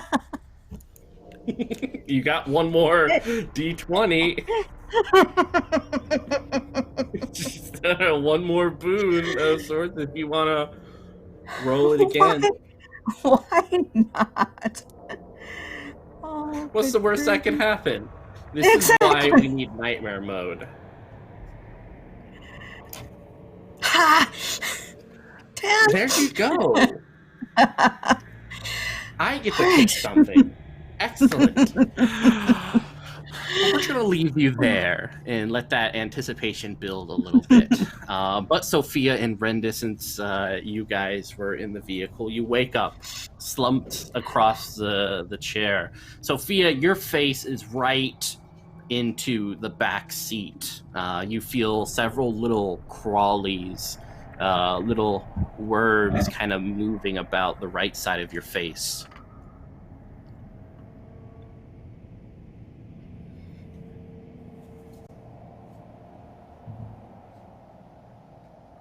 Just gonna let that sink in for a moment. It's pretty gross.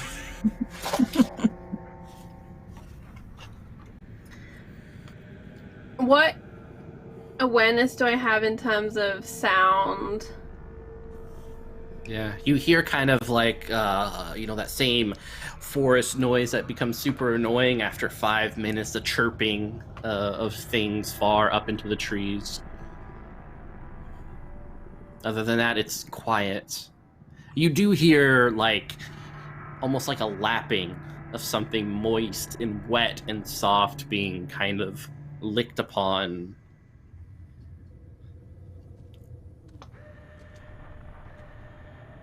Eyes open, hands go out to push either herself or whatever's touching her away, whichever would be the most natural, instinctual. Yeah, you kind of move yourself away and you push your face and you notice that there's several maggots crawling on your hand. Shakes us away. Yeah. Not about it. Yeah, Rendis, from kind of as you kind of shake yourself awake, you notice that the passenger that was sleeping and drinking has part of his chest cavity kind of in the front of the windshield. His head and shoulders, as well as his legs, have been kind of pulled back. And there's a more than appropriate amount of blood on the front of the car. She rubs her head and probably was face down into the steering wheel and just checks herself, looks at the body, and just oh god. Dom, Sophie, Molly, are you guys okay? Just probably starts to pull out of the vehicle. Is everyone alright? I'll be okay. Sophia's just calling out maggots. I don't know Is what Dom happened. not okay? Dom, Am I? Yeah, you're starting, as you hearing your name, you kind of start to regain consciousness. You have a splitting headache, kind of where that tooth was, but other than that, everything's fine. I'm here, Where's- Soph. I'm here. where's Molly?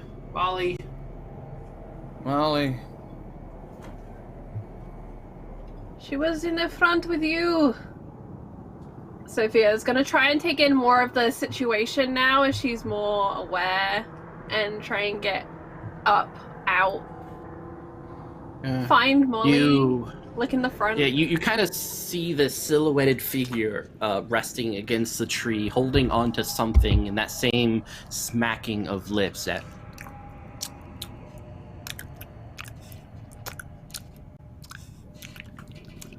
Can I find something to throw at this guy? That's uncomfortable. Grope around for like a branch or something. Of course. Just More violence. Molly, what would you do to calm a baby, a little one? Oh gosh, there's the mama bounce. Just hold them and bounce. Yeah, you have your doll, right? You can. Yeah. Well, Come here, yeah. baby. Oh, yeah. Yeah, there we go. Yeah, so you hear this kind of shushing noise, Sophia, as you pick up this stick.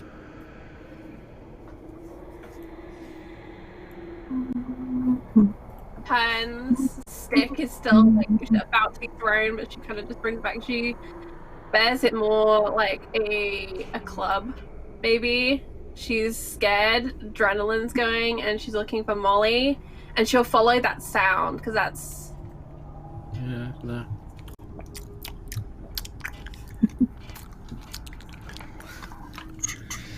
As you get closer, you see Molly holding on to what looks like this dark red fox.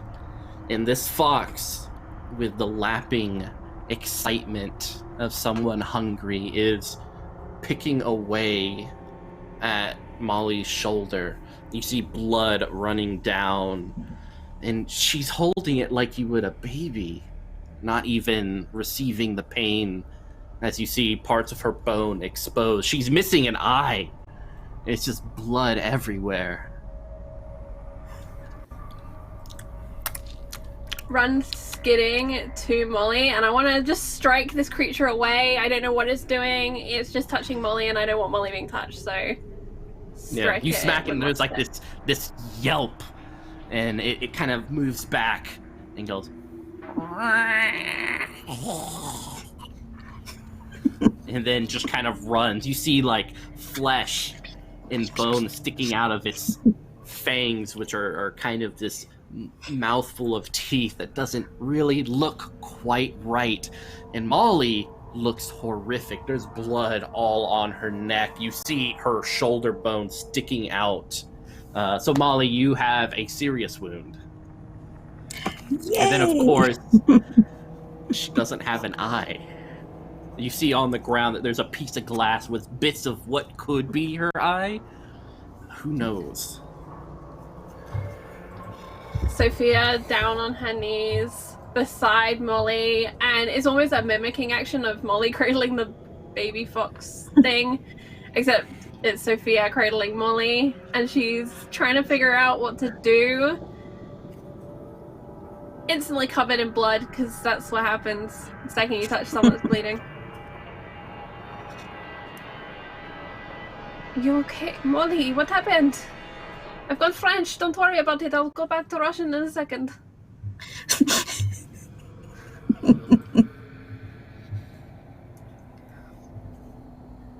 I'm good. I'm good. The baby's fine. I'm good. What baby, Molly? Scheiße! And she calls out for Domhnall and Rindis. Is she all right? I have first aid in my bag.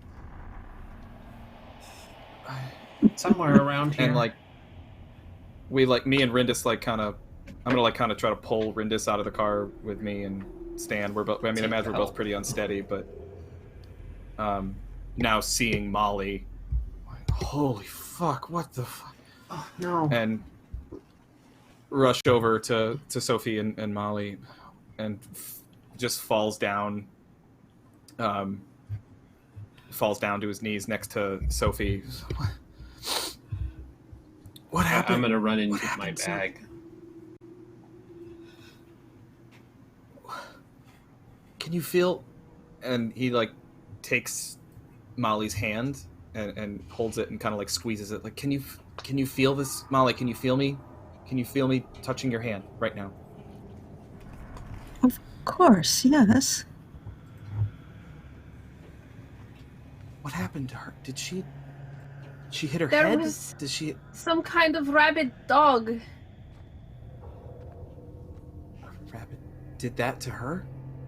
I don't know, maybe it was attracted by the blood or something. It was licking at her and she was cradling it like it was a child.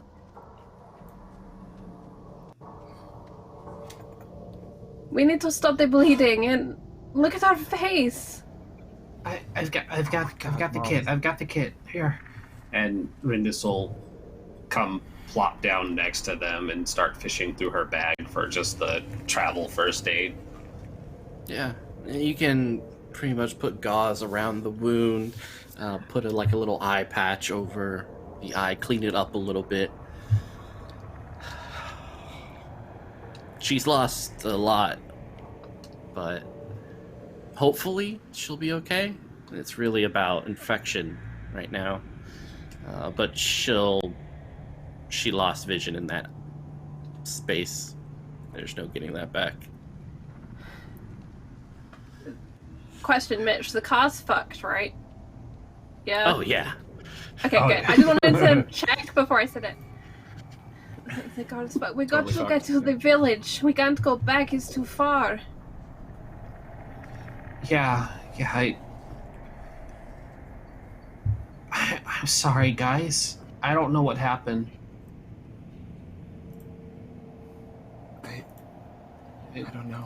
One point I could see, and then the fog, and I just remember waking up here.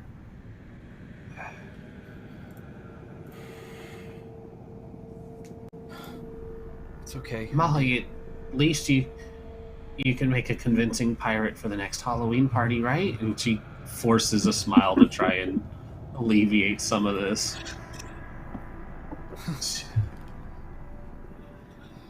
And Dom reaches into his bag, and just kind of pulls out a t-shirt just to try to staunch some of the bleeding and clean her up a little bit, just get some of the blood off of her face. It's all we really have. Do you have anything that can disinfect or some antiseptic or something? Yeah, there's not much, but it should be enough to get her moving again. I'll probably use all of it to have to deal with this. And just, antiseptic, gauze, more bandages, and the t-shirt to try and get her situated. Yeah. As you guys are helping Molly, and Molly, everything's fine. They're being pretty they're being pretty nervous for yeah, you're fine. I got adrenaline, it's fine. But you guys do see a flashlight moving in the forest, kind of searching, and then it kind of moves towards your area. Oh, a flashlight, you said? Mm-hmm. Over Before you here! react- We're over here! Oh, okay. We are over here, and we're gonna give away a copy of the Cult PDF in chat right now. Exclamation point loot if you want to get in on that. Join the horror. Join the cult. We're here. We're over here. Over to you, Dom. We're over here! As I was saying, we're over here. You need help? Yeah, what comes out of the fog is this old lady, kind of chewing on something, cradling her back as she moves forward in these very discarded rags, probably home sewn by herself. Yes, is everyone okay out there? Again, no Japanese, but was she speaking in Japanese? Because I wouldn't understand. Yeah, okay. So Dom would continue with just, we're over here! We need help! We need help! He doesn't know what the fuck she just said. Over here! Someone's hurt! We have an injured woman with us. And Sophie What she said? again Please, translating. help us. Okay. She gets up and kind of looks at you four. She's kind of grizzled with deep wrinkles on her face. Her eyes are dark, and she's kind of slightly going bald. We're not that far from the town. Come on, follow me. Can you walk? Sophie Starts waddling. is gonna suggest to Domhnall that we carry Molly. Okay. Okay. Try and like protect the shoulder All in right. case there's anything else wrong. Yeah.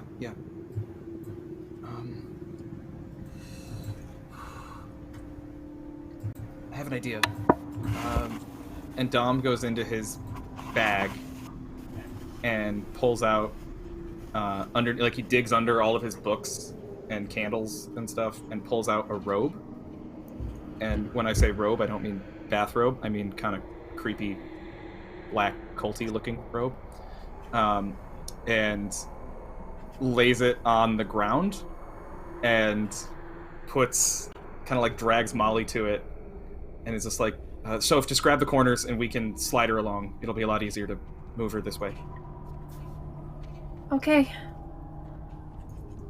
In this moment, I'd like to use a memory. To restore some of Sophia's composure, stability. Excellent. And the memory is that Domhnall and Sophia have done this before. Except it was Dylan. And we'd essentially come to the office because he'd called us and he was wasted, just totally out of his mind.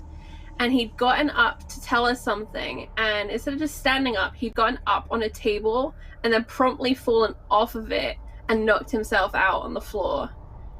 And we'd done the exact same thing in carrying him, but luckily there was like a small hospital nearby or some sort of similar medical facility that we could just take him to, and it was quicker than calling for an ambulance or anything.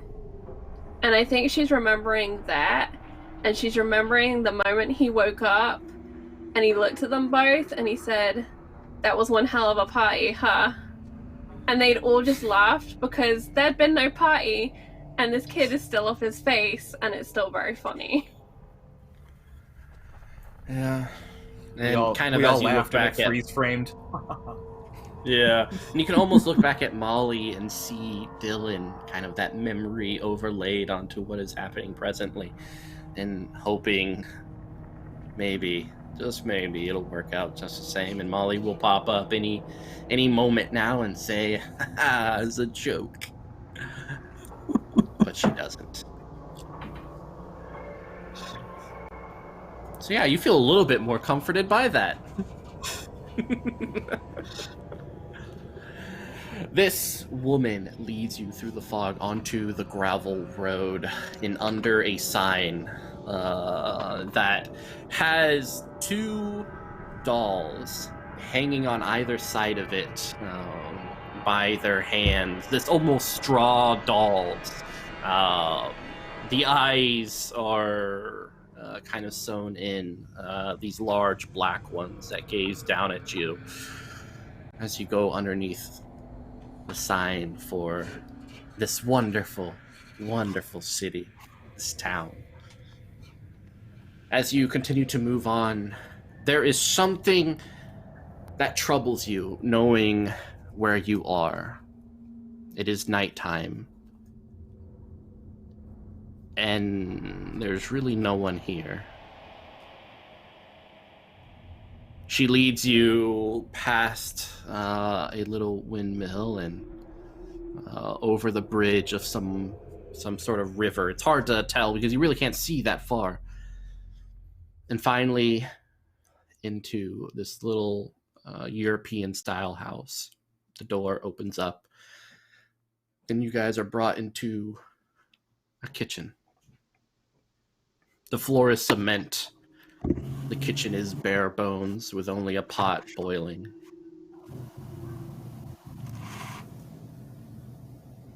This old woman moves forward past a curtain and into what could only be the living room.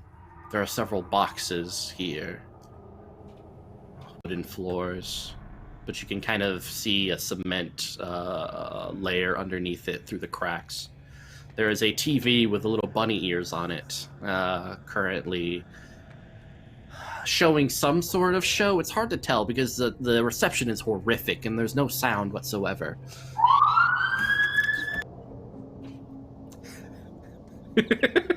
No sound at all. None whatsoever. None whatsoever. Besides Sorry. a siren in I the live by a distance. fire station. I like it. We'll bring it in. So yeah, that siren kind of ringing in the distance as this old woman sits down on the couch. His bones really aren't used to walking that far again, but I heard the crash and I had to investigate. Well, thank you. She's lost a lot of blood. Is there a hospital or I don't know. You don't understand what I'm saying. Why am I even fucking trying? Sophie instantly hops into translation and she's just repeating in Japanese. Hospital, urgent care. Anything like that? Well, I would say normally we can call, but the storm is starting to pick up, and we've lost phone signal. We would have to. I would have to talk to my friend and have him take his truck down to the nearest town, and hopefully be able to bring someone back. We can pay.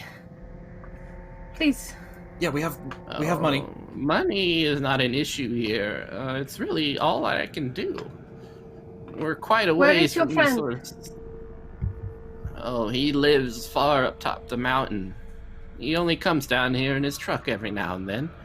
Brings me a bushel of onions. Molly cannot go all the way up the mountain. Domino, what are we going to do?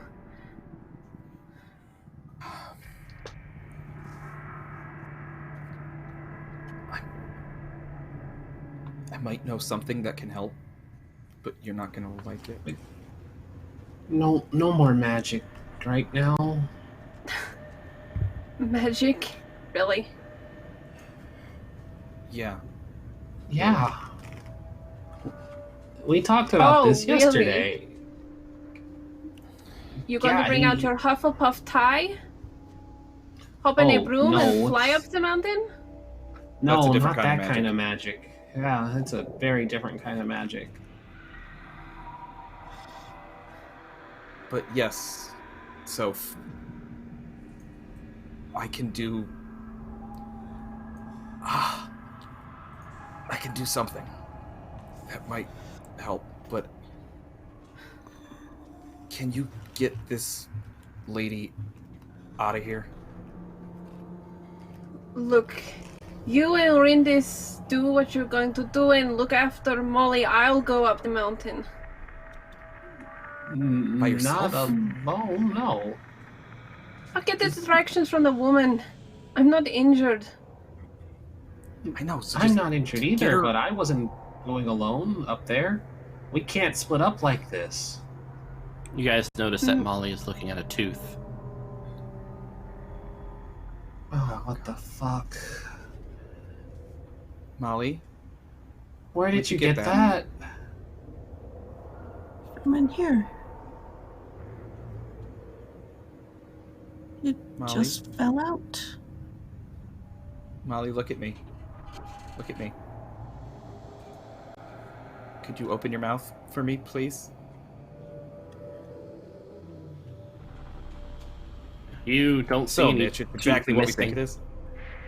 Yeah, We there's don't no see any teeth teeth missing? missing. Yeah, it's all it's all there. Molly, hang on.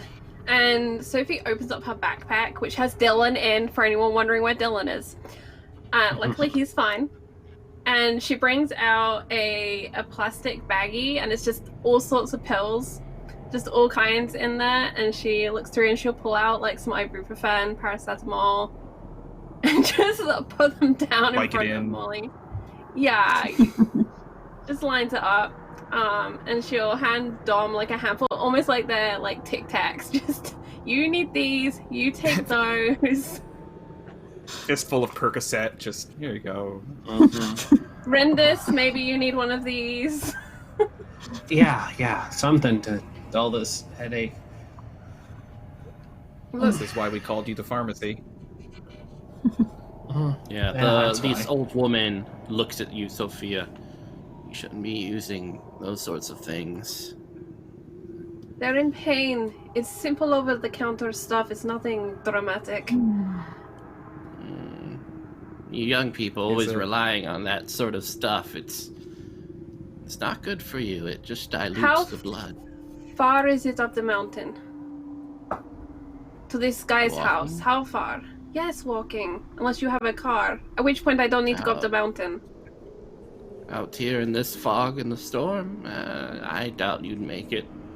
Many people have gotten lost on a clear day. I'm sorry, I shouldn't have snapped. It's okay. God gives mercy to the bold and to the reckless, if there is forgiveness there. Do you have somewhere where my friend can rest? And Dom, he hit his head. Sophie lies. Yeah. Yes, we can bring you to the chapel. It's just next door. And Sophie looks What's to going on, you and translates. She's going to take you to the chapel next door. Will that do? As long as we can be alone. Yeah. Alright. Come. She moves forward. Molly, what do you do with this bleeding, this blood tooth that you have, that you just spit out of your mouth? I tuck it in my pocket. Never know when you're gonna need a tooth. That's what I I always know, say. right? As many times as I've been in DC and I needed a tooth, if I had a penny for every time, I would have 11 Oh, pennies. That's just DC living, though, isn't it? Hold on. Yeah. Are you about to is. rebrand to Penny for a tooth? Is this Penny what for a tooth. Who wants a tail when you Clip. can have a tooth, right? So she leads you out into the fog, into this very European Christian looking church. You can see the cross right above you, kind of leering down at you as you go through these double doors. On either side, mosaics of these twisted figures, each one of them a disciple in how they died. Either in fire, flames, blood, gore, everything is visceral. The pews are kind of pushed over to the side. The floor is filled with dust. And up on the front of it, there is a pedestal, and right behind it, a large wooden cross with this doll wrapped in straw, kind of held up aloft, much like Jesus, gazing down at you. Its eyes are glass. Dom is kind of clutching at. He often, I don't have one with me right now, but he often wears a very kind of Ozzy Osbourne big silver cross over his jacket that he's just kind of holding on to, feeling deeply uncomfortable in this place. But leads, helps drag Molly in and lays her down toward the front and sits down at the pew in front of her. And he's like, this'll be fine. Soph, Rindy, just give us some space. I think I can do this, but just need to be alone for a little bit. But it'll be fine. I've done this before. It'll be fine. Rindy, I think you should stay close. I'm going to go and see if I can find us some food and, I don't know, keep that lady busy. I don't feel good about letting you go alone. Our phones aren't even working. I'll only be next door. I promise I will go nowhere near the mountain.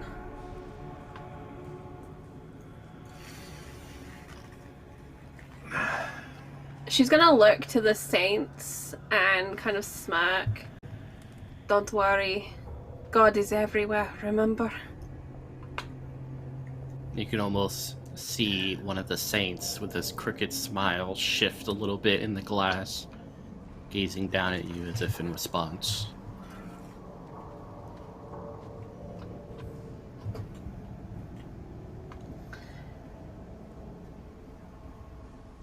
If anything's going wrong, I'll shout out our usual signal. Okay, Rindy? Of course. Yeah. I remember the one. Okay. Just stick around, and I'll yell if anything goes wrong. You know, I can control it. If I feel like it's not working, or if I'm tapping into something, I'll shout it out. Okay. Okay. I need... Oh, Rindy, do you have my spare candles? I burned mine down the other night. She goes back into the first aid kit, and there's probably some candles there for just like the emergency kit. Yeah, not quite the same, but close enough. If you need candles, there are prayer candles on the altar. I was just about to ask that, yeah. Are there prayer candles on the altar I can requisition? It sounds like a very There are. Catholic church. So. It does, is. yeah, It's yeah. very Catholic. So yeah, that makes sense. Yeah, Dom just kind of looks around to make sure no one's watching, and then just like steals a few prayer candles off the altar. Yep, currently you guys are alone here in the church. Okay. The door is All right. slightly cracked open so you can see some of the fog drifting in.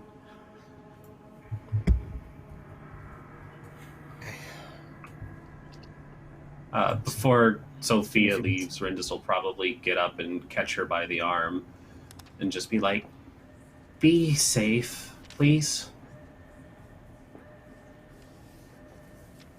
Sophie is about to do her normal brush off, but I think they've been through a lot today, and she'll just give Rindis a little smile, and her thumb will just brush Rindis's arm.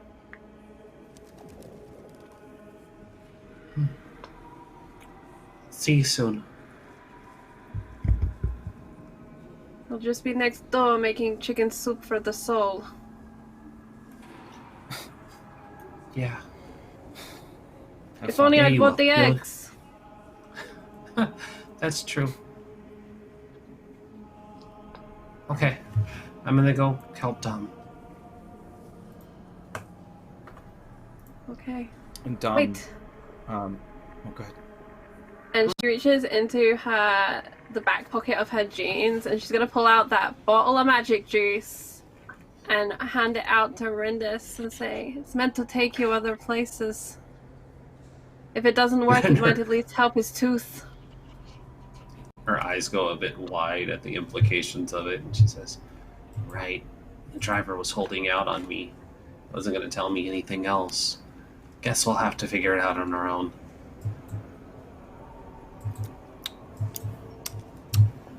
No with the sound. No. Alright, Sophia, you're going by yourself? Yeah, Happened to she'll the go cloud back before? out where the old lady took us via and just kind of wander that way. Yeah. Moving through, the fog is somewhat lifting. The town is bare with several little houses, but nothing on the street. It seems empty, except for a couple of trash in the road. And as you open the door back to her little hovel, you notice that the TV is still on. And on the other side, on the couch, there's this doll put together by fabrics and yarn, almost a patchwork doll, gazing at the TV, almost reminiscent of an old lady.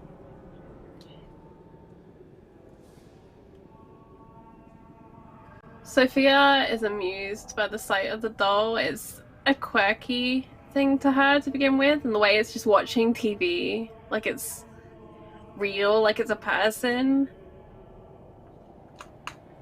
And I think she glances around, and if she doesn't see the old woman, she will go and join the doll watching the TV. Just enjoy You like sit a by. moment of not dealing with actual people. It's nice. As you two sit there watching the TV, a little bit of rain starts to pitter-patter against the windows. It's nice and calm. The TV, of course, is not really playing anything. It's kind of this distorted image that you really can't place what's happening, what narrative is occurring on that screen. But every now and then, from the reflection of the screen, you can almost see yourself. And you wonder at the movement next to you. For Rindis, Molly, and Dommel, how are you doing? Well, Dom is setting up candles around Molly as she lays on the floor in front of the altar. It's a little haphazard. The candles for this are supposed to be all of the same height, so then they're not, because I have some I've used already and some other, they're all mismatched, so Dom is kind of like cutting them down to size to make them roughly the same size. It's not his best work, but it's working with what we got. And he opens up his grimoire and searches for a healing ritual he hasn't used in a very, very long time, but as he recalled, it wasn't a terribly difficult one, and should at least be able to help close up the wound on her shoulder. Can't regrow an eye, but might at least stop the worst of the bleeding and maybe possibly save that arm. Excellent. Why don't you go ahead and roll then? Okay. So, the ritual, as Dom lights the candles, he sits down next to Molly and holds her hand and says, Molly, I'm going to say a few things now that are not going to make a lot of sense to you, but it's going to help, okay? You're going to feel better. And I'm right here with you. I trust you. Okay. You're going to be okay. And he kind of like strokes her hair behind her ear. It's just Dom. Dom's right here with you. You're going to be all right.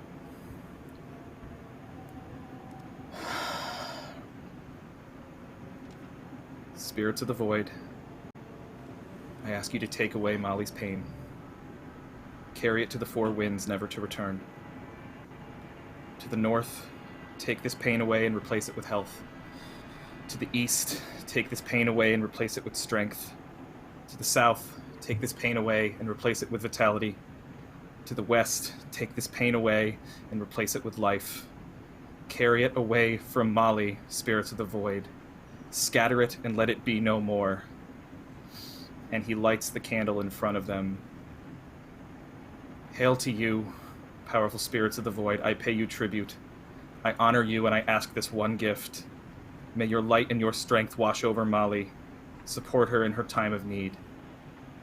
And then we'll see if any of that worked.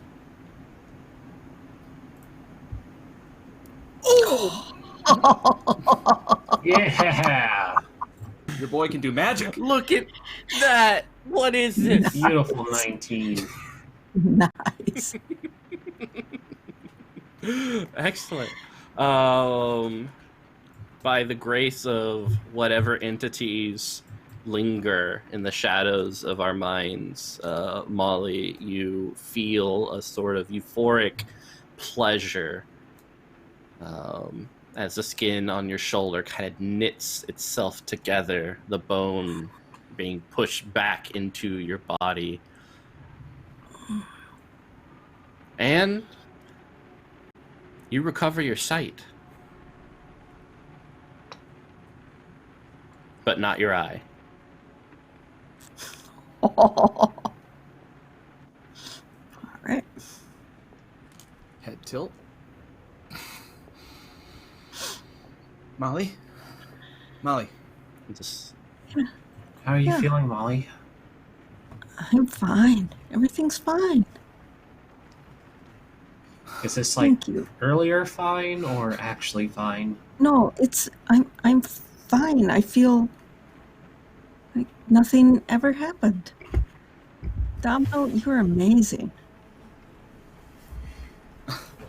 I'm sorry for ever doubting your abilities. Sorry. Good job, Tom. Mitch, Hmm? does that trigger anything for me as far as possession goes? Not for this, because everything went so smoothly. Good. Okay.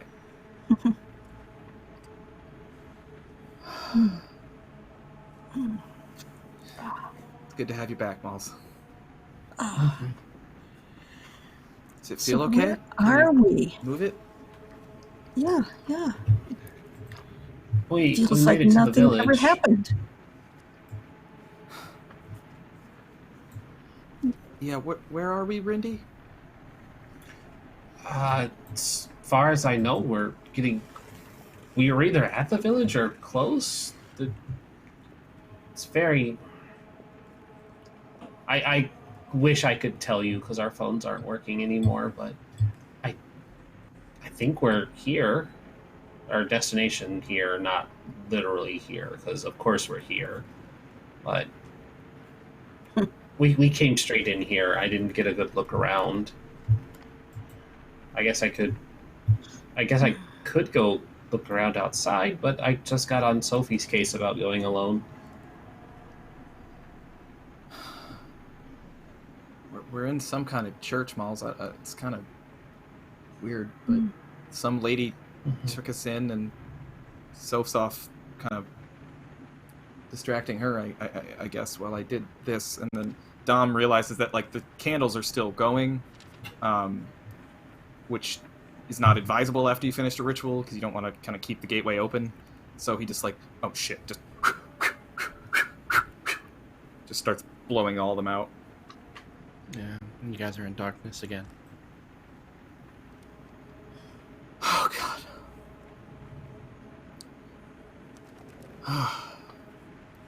I need to lay down. That took it out of me. Glad you're okay, Molly. It was pretty touch and go really for a minute glad. there. So what happened? What happened to the car? Awkwardly One looks minute to Rindy. one minute we were driving on the road, and then the next minute it was just mist. I can't say what happened, but we woke up inside of the car, and you were outside of the car, and oh god, the driver. Oh no. I imagine it. He didn't make it. No, he didn't. He didn't put his seatbelt on. Were you wearing your seatbelt? You were outside of the car. I don't remember. I would think I'd wear it, but yeah, I don't remember. What was that? Molly, do you remember something about a fox or a dog? Fox or dog? No.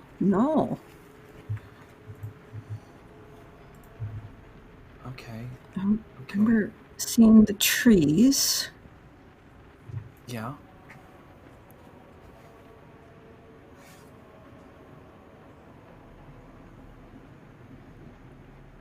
And then seeing me.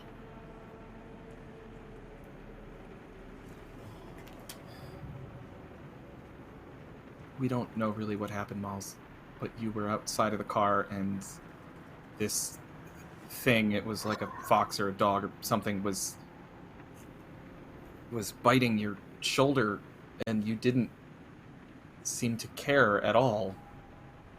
Like, you were just fine with it. I don't know, but whatever. We fixed it. It's over now. Maybe I got hit in the head, too. I don't... Bumps, bruises.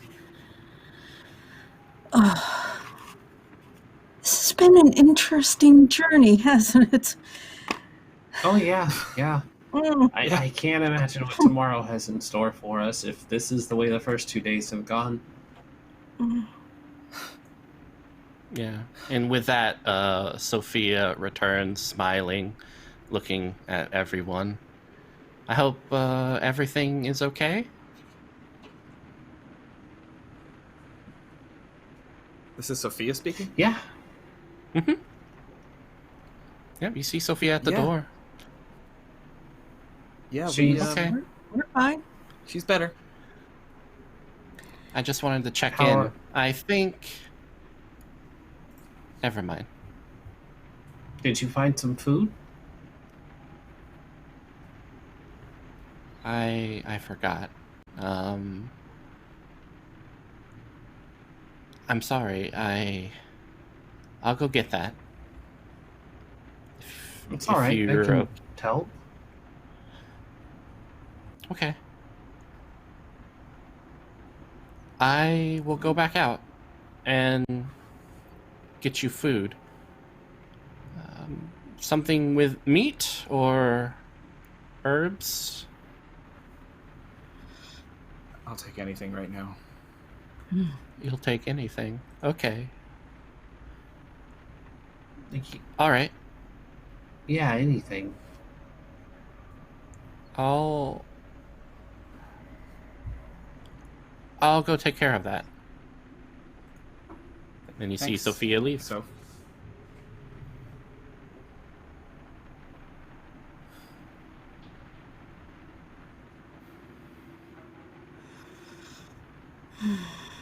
that was weirdly nice of her. Very strange. She seemed calm. When was the last time we saw Sophia calm? A long time. I mean, usually after she downs a couple Percocet. Mm.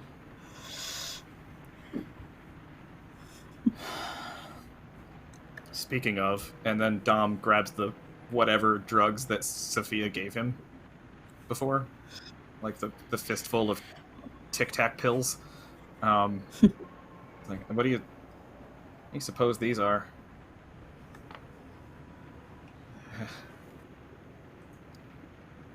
Well, whatever they are, they haven't killed Sophie yet, so There's like Whatever. a familiar little red Advil capsule in there. yeah, all right. Yeah, he just downs them. You Sophia, didn't what even are you up check to? what those were? Yeah, I didn't check what they were. It's just like Blind trust. yeah. So Sophia, what's your night looking like? I think Sophia became engrossed in staring at that static on the TV and has kind of sunk into just staring at it and hasn't realized that she's just staring at the static, that she's listening to the rain, staring at the static. It's a bit of that spacey withdrawal, I suppose. And she realizes when there's a sound or a movement, something that isn't the rain or the static on the TV, that she's spaced out and shakes her head, but isn't sure what it is that kind of reawoke her to the moment. And she calls out for the lady of the house. Excuse me, I came to There's get some food. There's no response. Nothing answers your call. Hello? And she wanders through the house, like only on the lower level. She's looking for the kitchen. And she'll knock on every door as she reaches it, if there are any that are closed, and kind of peer. She's not here really to snoop. She's just looking for the woman. Yeah. opening up one of the cupboards, you see before you this little girl with rags upon her. She's shivering and sweating in this small cement stowaway. You notice that there are several syringes on the ground next to her as she looks up at you.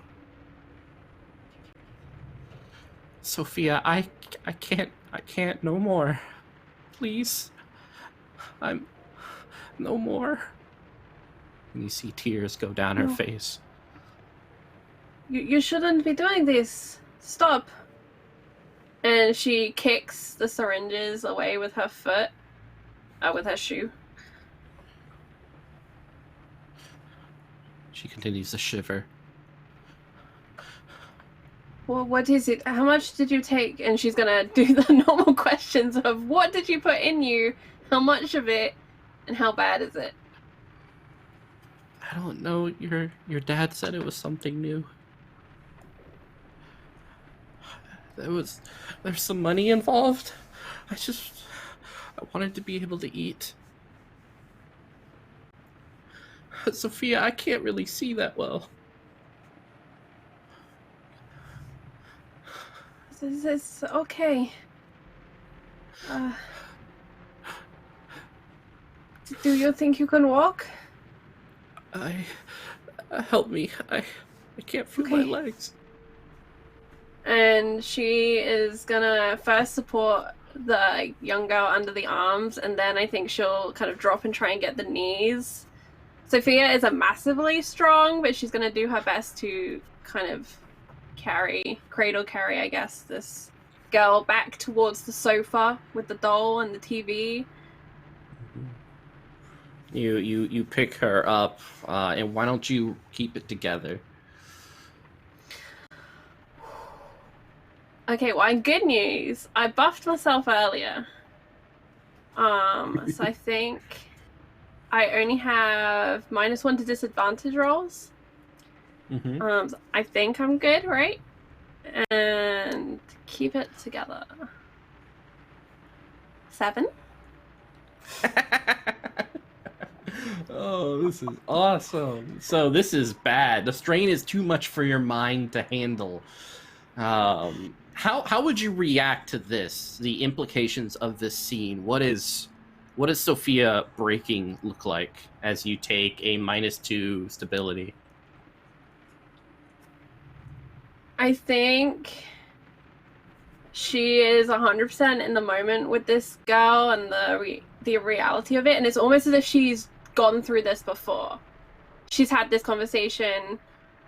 She's been through this moment. It wasn't here, but it's the same thing in the drama's high, and she's asking things about her dad and trying to reassure her. And as she pulls the girl in for a hug, there's a hand that's searching and it's looking for more of whatever the girl had. And she's crying herself. And it's just, it's quiet. And she's anxiously looking around because she doesn't want anyone to find her in this moment, because she doesn't want to have to explain what's going on to anyone. Because that's what happened before. Explaining was bad. Should never have said anything. You look down, a syringe on your right, her clothes on your left. She's no longer in your hands. But the smell and feel of it is just as real as it was years ago when you first saw this person. You know that she died. Horrible and awful and alone.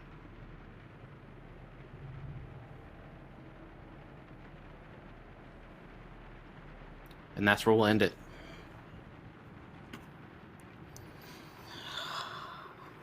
Normally I respond to that with yay, but that really doesn't seem like the right emotion for this. I want to say to the audience, I'm going to throw us over to a trailer right now so you can have a stretch. It's about 40 seconds long, and then we'll be back and we'll do our outros. And shake it up. rock and roll through all of this fun stuff. I'm going to show you the new trailer. It's 45 seconds long. We'll see you in a second.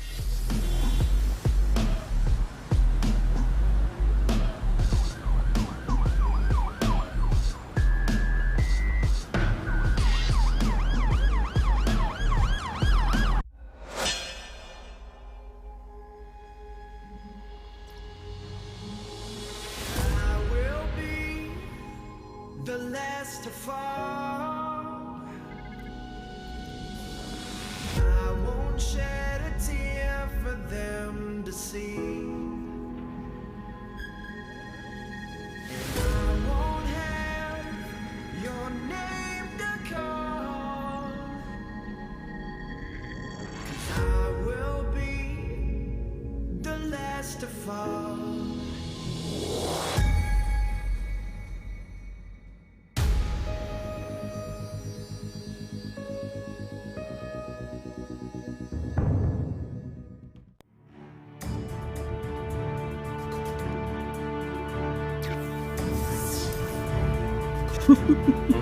Yeah. It's us. I'm really sorry I messed up those trailers. I'll play the action one next. Thank you all so much for hanging out with us. Please do check in with each other and look after yourselves. I'm going to go around and we're going to do our usual goodbyes with the family. The question today I'm going to ask you is, who handled it the best when? So I want to hear who, in your opinion, handled today's session the best and what their best moment was. And we're going to start with you, Colin. I mean, I don't mean to brag, but I don't think anyone else in this party restored someone's sight to the blind. So, like, I mean, kind of, don't mean to toot my own horn here, but your boy can do magic. Shit. Yeah, I mean, okay. All considering, I think Molly, through no fault of her own, had some serious shit go down, but held it together pretty good, all considering. Actually quite impressed with your composure. You know, but I did have to use possibly extremely dangerous magic to restore your eyesight and shoulder, so there's that. In a church, no less. So that's maybe has some implications. We'll see. Yeah, I think. Yeah, what was the other part of your question, Cha-Cha? Where can we find you? Why do we love you? And all of that. Good Yeah, stuff. all that stuff. Let's do that one. Well, you love me because I can do magic. You will find me here every Wednesday, doming it up on phrasing. Being dominal on this channel. Where are my handcuffs? Break out the ties. Being dominal on this here show 6 to 9, and then Friday nights over on Wild and Chaotic 9 to midnight, playing good old Captain Kit. Who, geez, where did we leave off with Kit? Kit is a shitty captain. I think that's actually pretty much where we left off with Kit last week. He's pretty bad at captaining. But stick around; it'll get better. As soon as he figures out what he's doing, I can finally break out the hat and everything will be well. But until that time, this is staying on the shelf. And then starting next Monday, August 17th. Going to be hanging out over on Kobold Press, doing a lesson in deep magic, where I'm going to be playing a stranger in a strange land, a shadow fae named Dante, who is somewhat of an ambassador of the shadow fae, this mysterious race that lives in the shadow realm that's visiting the world. Except the great thing about Dante is that when the Shadow Fae sent over an ambassador, they're very secretive people. They don't really want to give away too much of what they know, so they sent a complete idiot. And that's me. Someone who knows nothing.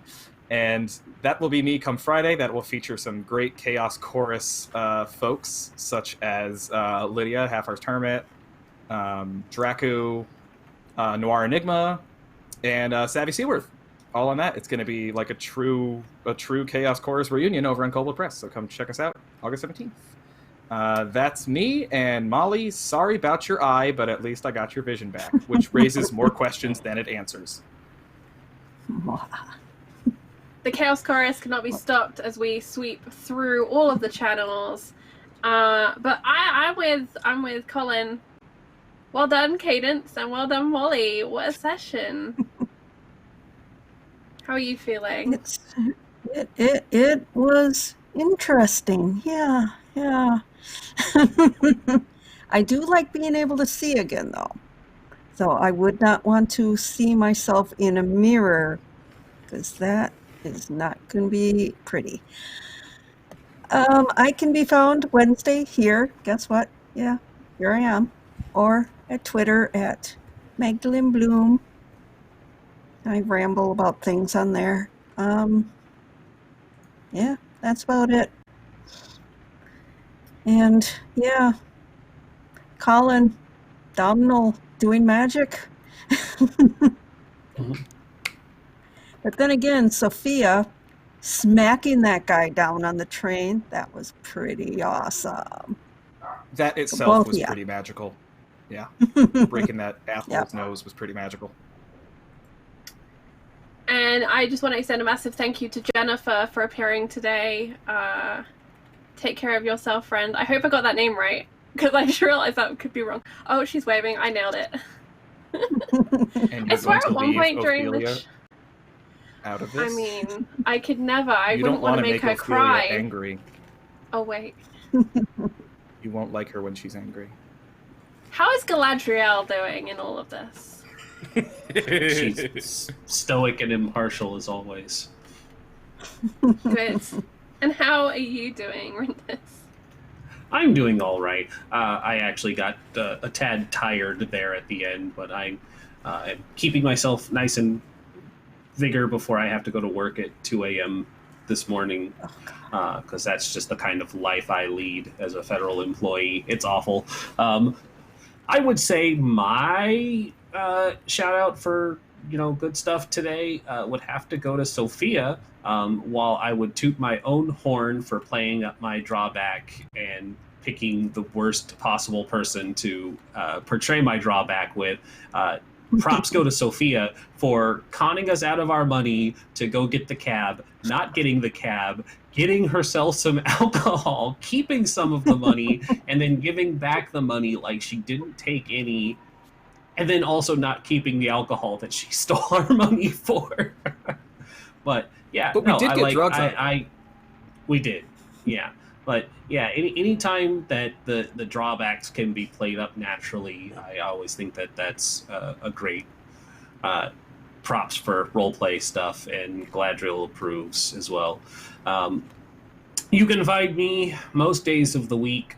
When I'm not here on Wednesdays, will be on my channel, Party Wipe Games, where we play other tabletop RPGs, including Dungeons & Dragons 5th edition, Scum and Villainy, and Vampire the Masquerade. We're also looking to start doing some other games. But tomorrow is our Scum and Villainy game. I'm no longer playing the Muscle Cat. I had a last-second change of heart, so I just have a very carefree pilot-type character now. But my girlfriend, who's sitting nearby, is playing a psychic cat. So there's that. There's more than enough cat to go for the crew. And so, yeah, that's really it for me. Nothing really big to plug today. Just come watch our channel, guys. Check us out tomorrow. There you go. Check them out. And Rindis, get some sleep. Do not dream about anything you've been through here tonight. Have nice, sweet dreams.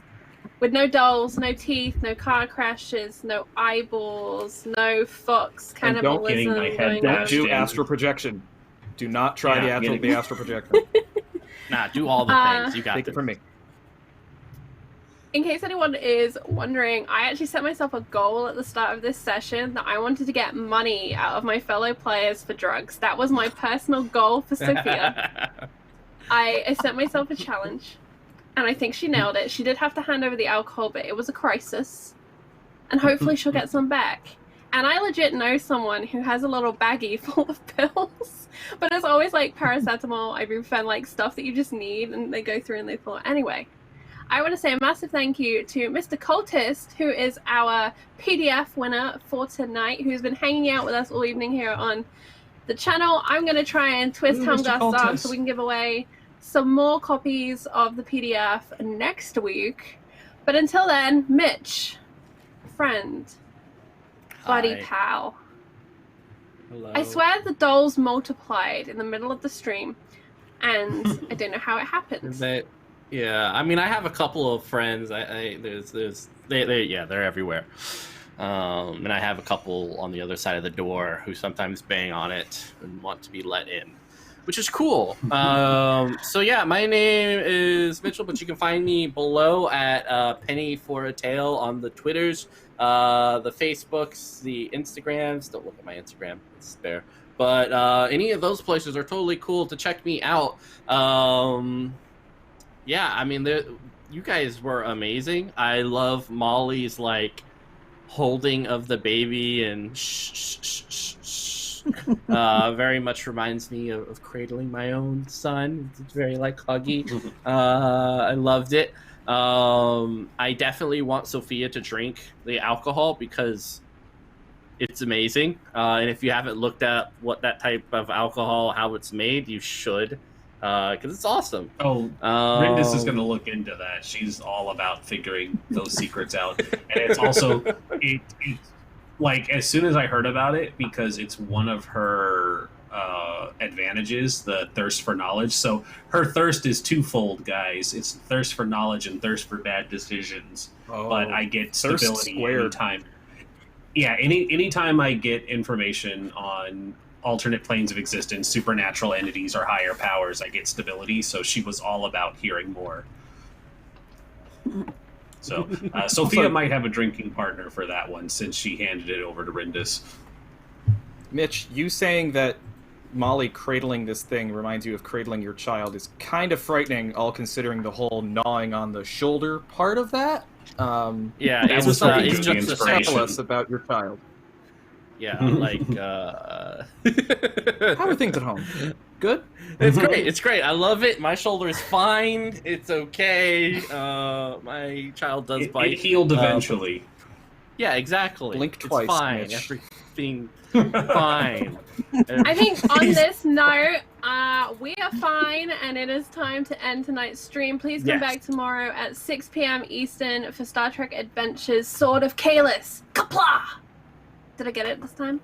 And make sure you come around on Sunday for what I'm about to show you, Axon Punk.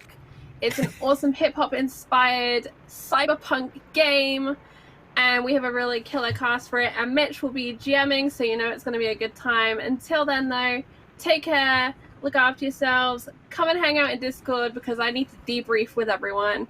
Much love, keep rolling dice.